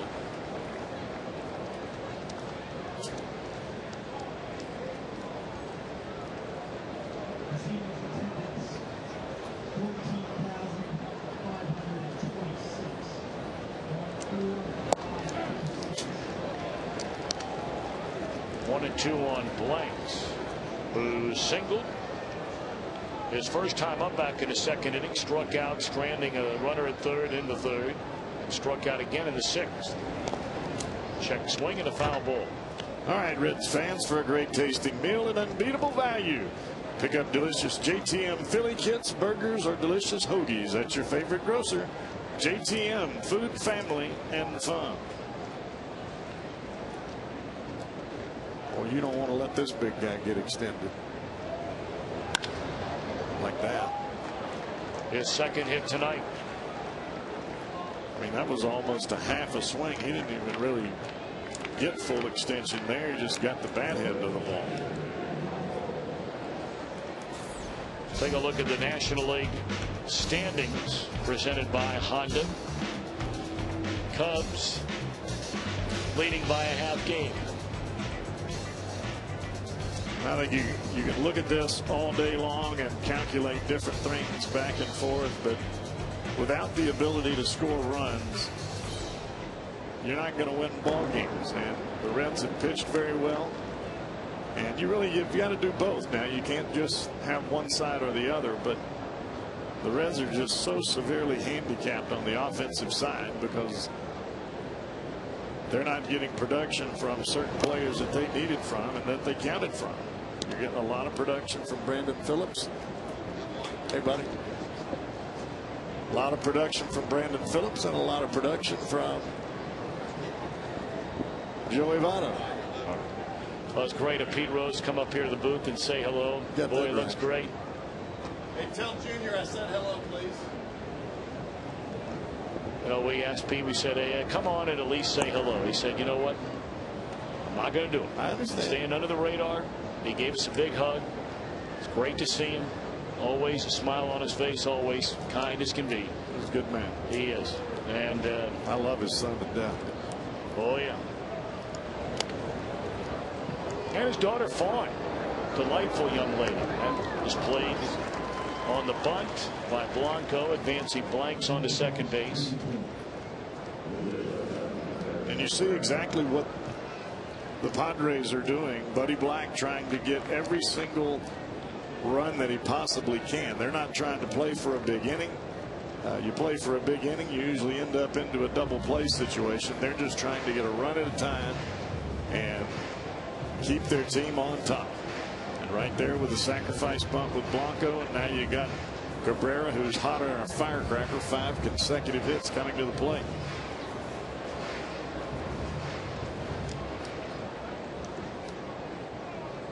But it's tough to win offensively when you only have 2 guys that are consistently hitting, and that's Brandon Phillips and Joey Votto.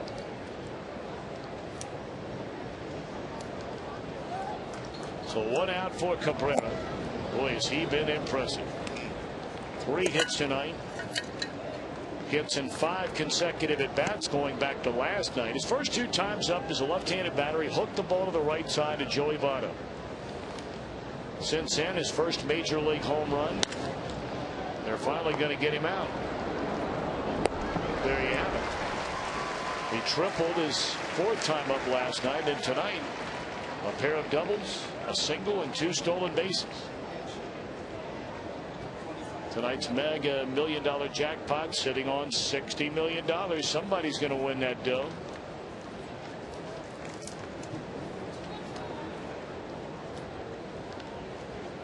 Why not you? Will Venable will come up and bat for Gregerson, who has a perfect 7th inning with a couple of strikeouts. Venable started last night's ball game.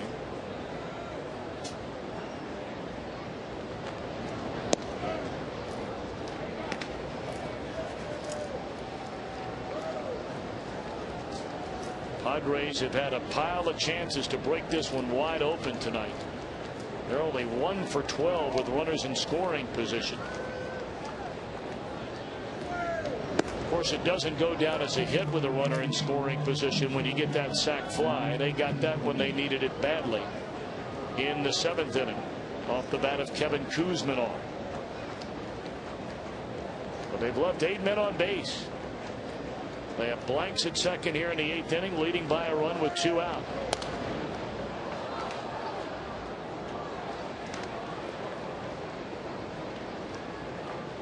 And you got Weathers in the ball game for the Reds, who normally pitches when the score is flipped, where the Reds are up by 1. But the way things are going, you just try to preserve a 1-run deficit.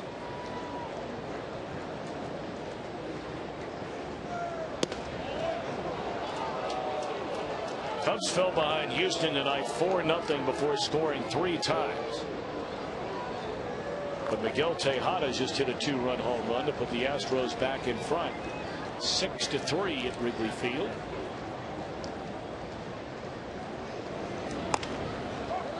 Pull to the right side, foul. Boy, that Miguel Tejada, I mean, what a great year he is having for that Houston club. And it has nothing to do with that short left field fence they hit, because he drives the ball the other way. It's actually benefited him having that Crawford boxes there on that left field line, because it takes every pitcher to they pitch him away, which is where he wants it, and he's wearing out that right center field gap.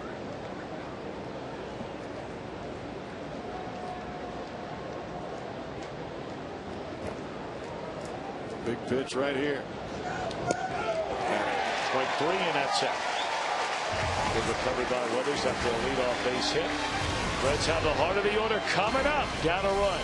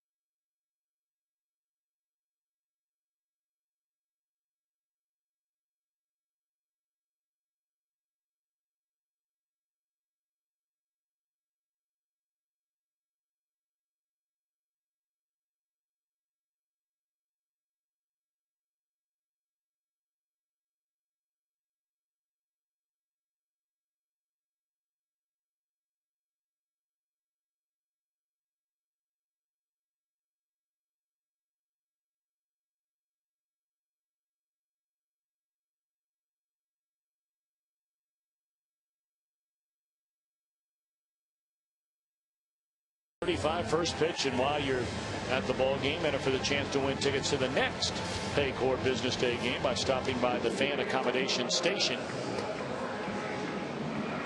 For your tickets to Thursday's game and any game at Great American Ballpark, call 381-REDS or go to Reds.com. Taking over on the mound for San Diego, with the Padres leading 3-2. Right-hander Mike Adams. Right-handed batters hitting only 115 against him. Left-handed batters 189. Guy's got a 1.06 earned run average. That ain't too bad. That's pretty good. Good sinking fastball.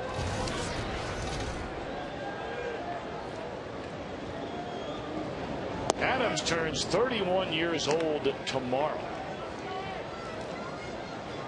He's out of Sinton, Texas.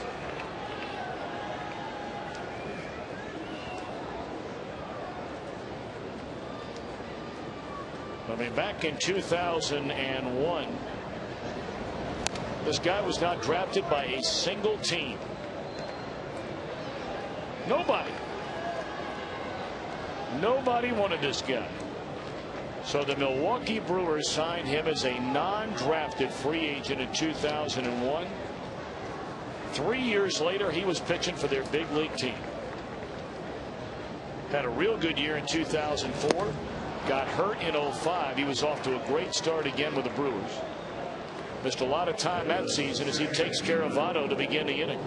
Well, the way he throws the ball, he obviously has had some difficulty with his shoulder. But the movement that he's got with a 96-mile-an-hour fastball and then that off-speed pitch, looked like a changeup there to Votto. 10 miles an hour less with the same arm speed. Whew. No wonder his ERA is down there. He missed all of 2007 after getting hurt. And then last year in 54 games had a 2.48 ERA. Been even better this year. Boy, this Reds offense has gone so quiet yet again. Now, we talked about it before the ball game tonight. Yes, they hit 4 home runs in a game last night. That's the glass half full because they won the game. The glass half empty is they still only had 5 total hits in the game. And they've got 1 more than that so far tonight. And you're really applying a tremendous amount of pressure to both Joey Votto and to Brandon Phillips. The 2 guys that you normally can count on in tough situations. And now they're getting away from what they normally do well, which is putting the ball in play with some regularity because they're overswinging, trying to make too much happen.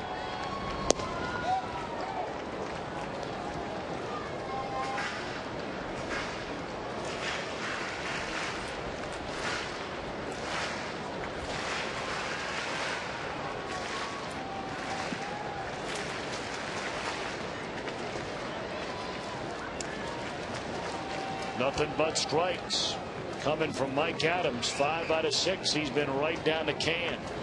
6 out of 7. See you later, Brandon Phillips. Now you can really see the frustration. You see it from Brandon Phillips. You saw it last night from Joey Votto as Votto got thrown out of the ball game. This is 96 miles an hour coming back to the outside corner. Yeah, that might be off a little bit. But you're seeing the frustration really starting to come out in those 2 guys more than anybody else. Frustration more from the fact that they ain't getting much help. Encarnacion, a couple of hits in the game tonight. He looks at a strike.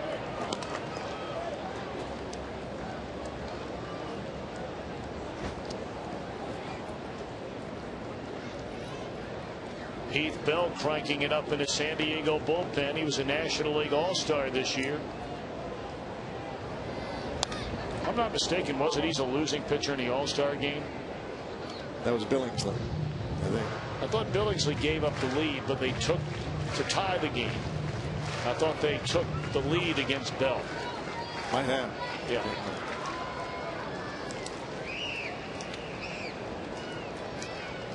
Oh, and 2 the count.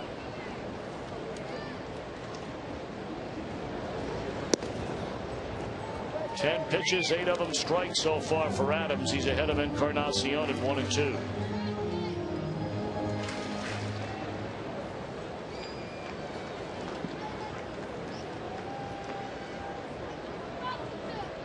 You get to this part of the ball game, a lot of teams have people throwing 96 miles an hour.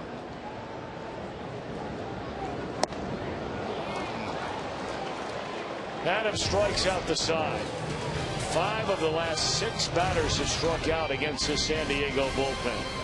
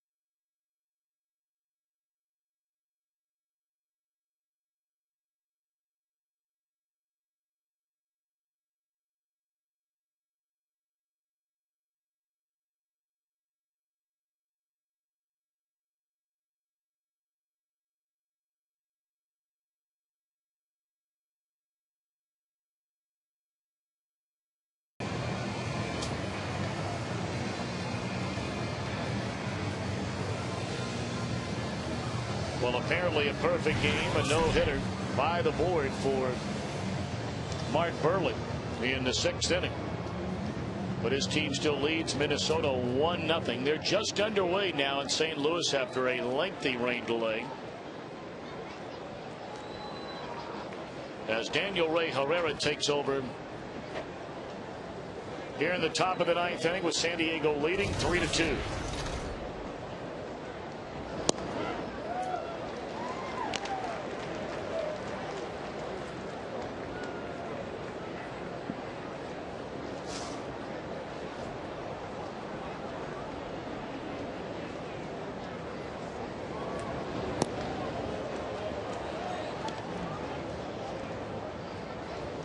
This was the move that Dusty Baker was contemplating going all the way back to the 7th inning. He had Bronson Arroyo, who had pitched the front 6, and at the end of 6 had thrown 112 pitches. He had the top of the order coming up when the Padres came to bat in the 7th. Dusty made the decision that rather than bring in Herrera and take Arroyo out of the game, that he would leave Arroyo in the game to begin the 7th.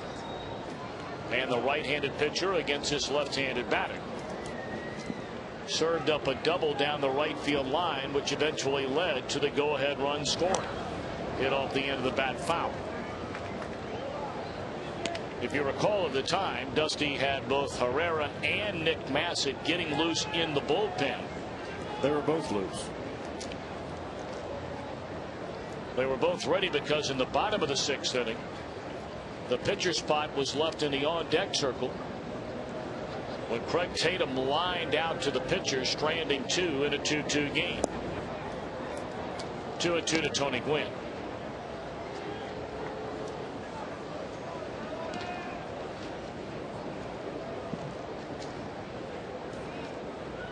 Houston leading Chicago 6-3. That game at the bottom of the 5th inning at Wrigley Field. This one hooked to the right side. Votto's there, 1 gone.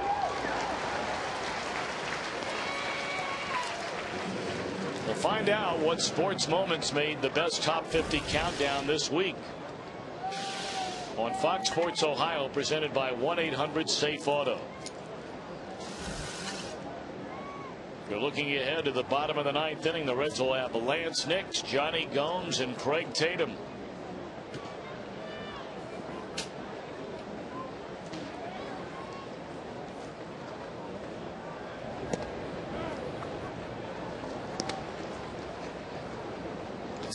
So far, Herrera's throwing the ball pretty good, popping it right in there.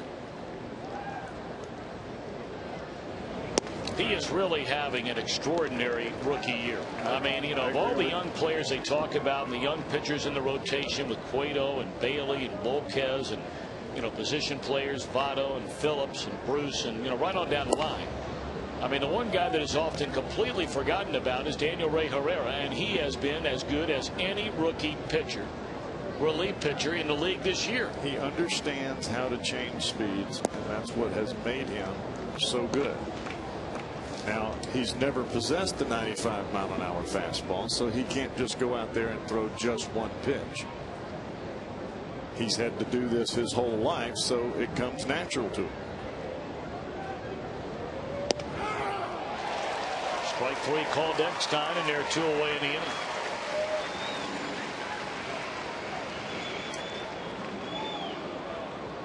Screwball down and away.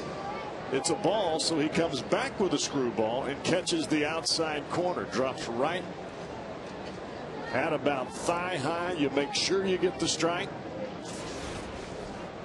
and you make sure it's over the plate.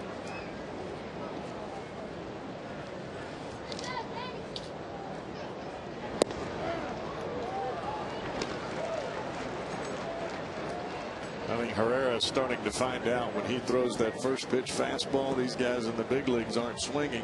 And if they are, they're so far out in front they pop it up because he's under hitting speed. Then he can snap that breaking ball in there on.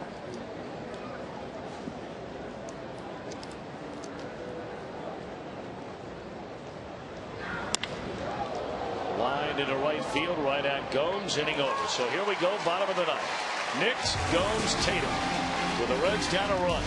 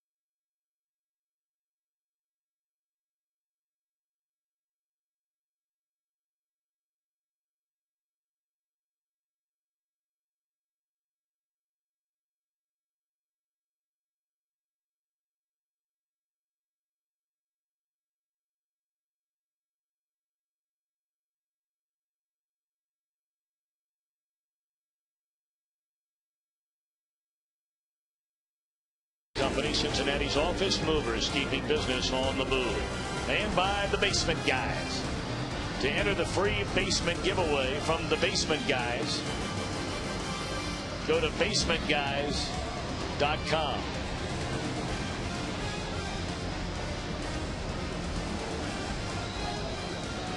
Reds looking for a Louisville slugger or two here in the bottom of the ninth inning. And they're facing a young man who certainly had the inevitable task of trying to replace in the hearts and minds of Padre fans. Trevor Hoffman is the San Diego closer, and he has done a terrific job. Heath Bell. Well, he got to set up for Hoffman. And by watching the, I'd say, Hall of Famer pitch. Oh, yeah.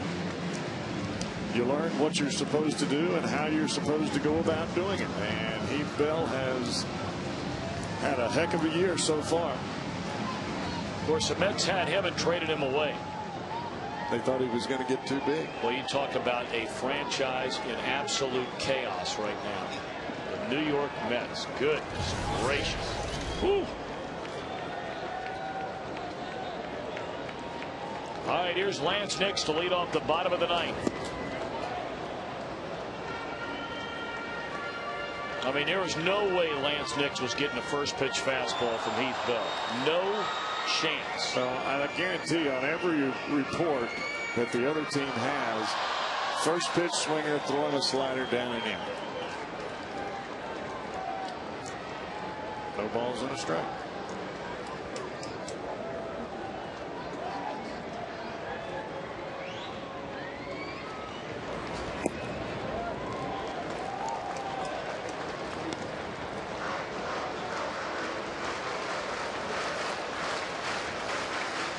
And the Reds put together a rout.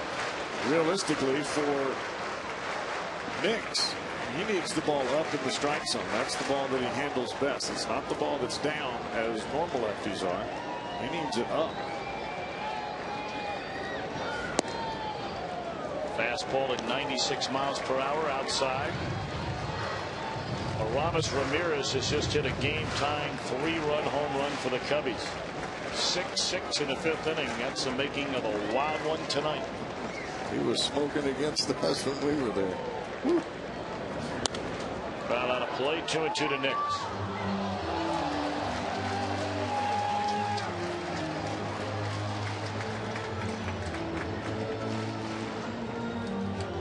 Well, if anything, Nix wants to try to make Bell work as much as possible and be as difficult.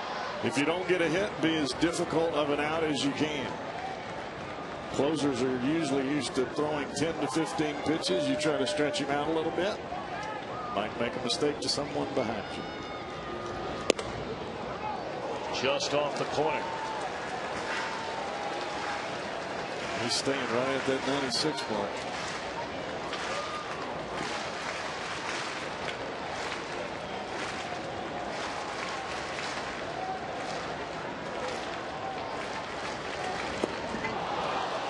Swung at ball 4. 1 away in the inning. Follow all the action with MLB.com's At Bat 2009. Visit Reds.com on your iPhone or iPod Touch to purchase. And don't miss any Reds baseball all season. 5 straight batters have struck out. 6 of the last 7. Yep.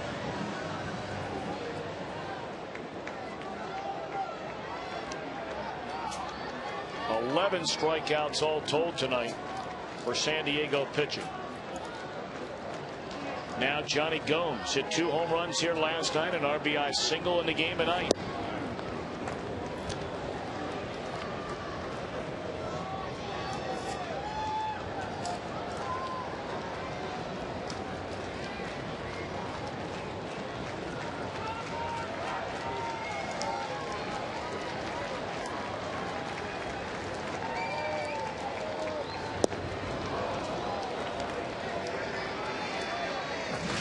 That's 2 pretty good pitches right there by Heath Bell.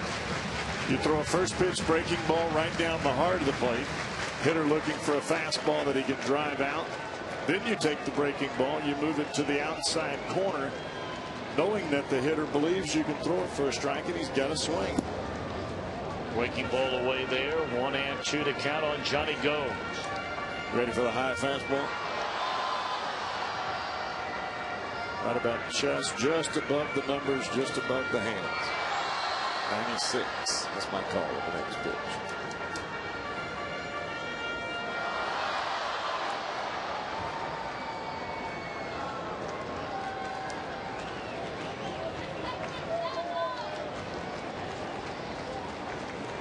Old number 1 there, Daddy-O. You called it, but it's blown away. 2 balls and 2 strikes on Johnny Gomes.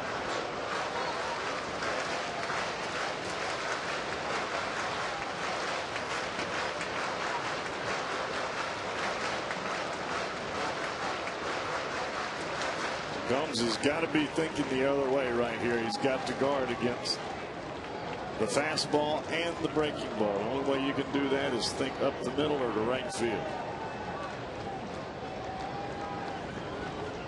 2-2 on Johnny Gomes. Fastball right down the can. 6 straight Reds have struck out. Well, that's just straight overpowering a hitter right there. Set up away. That ball's right down Broadway. All of this is against the San Diego bullpen. Luke Gregerson came in, struck out 2 out of 3 in the 7th. Mike Adams fanned the side in the 8th. And Bella struck out the first 2 here in the 9th. And now Craig Tatum.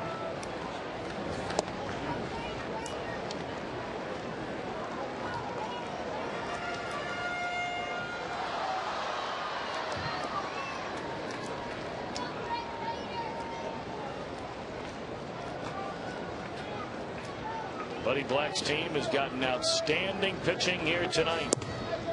I mean, really, the Reds scored the 2 runs in the 2nd inning.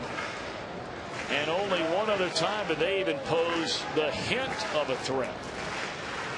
On a leadoff double in the 4th inning by Nix, a fly ball by Gomes got him to right. And Nix on to 3rd. But then Tatum struck out. And Arroyo struck out. Popped up in the foul ground. This may do it. Nope, out of play. Reds still have life. They got a 1-out double in the 6th inning. They have not had a base runner since an intentional walk to Gomes in the 6th inning. Heck, that's the first foul ball off of Heath Bell, isn't it? Yep. It's pretty good when they don't even foul it off of it. So he throwing some disappearing stuff.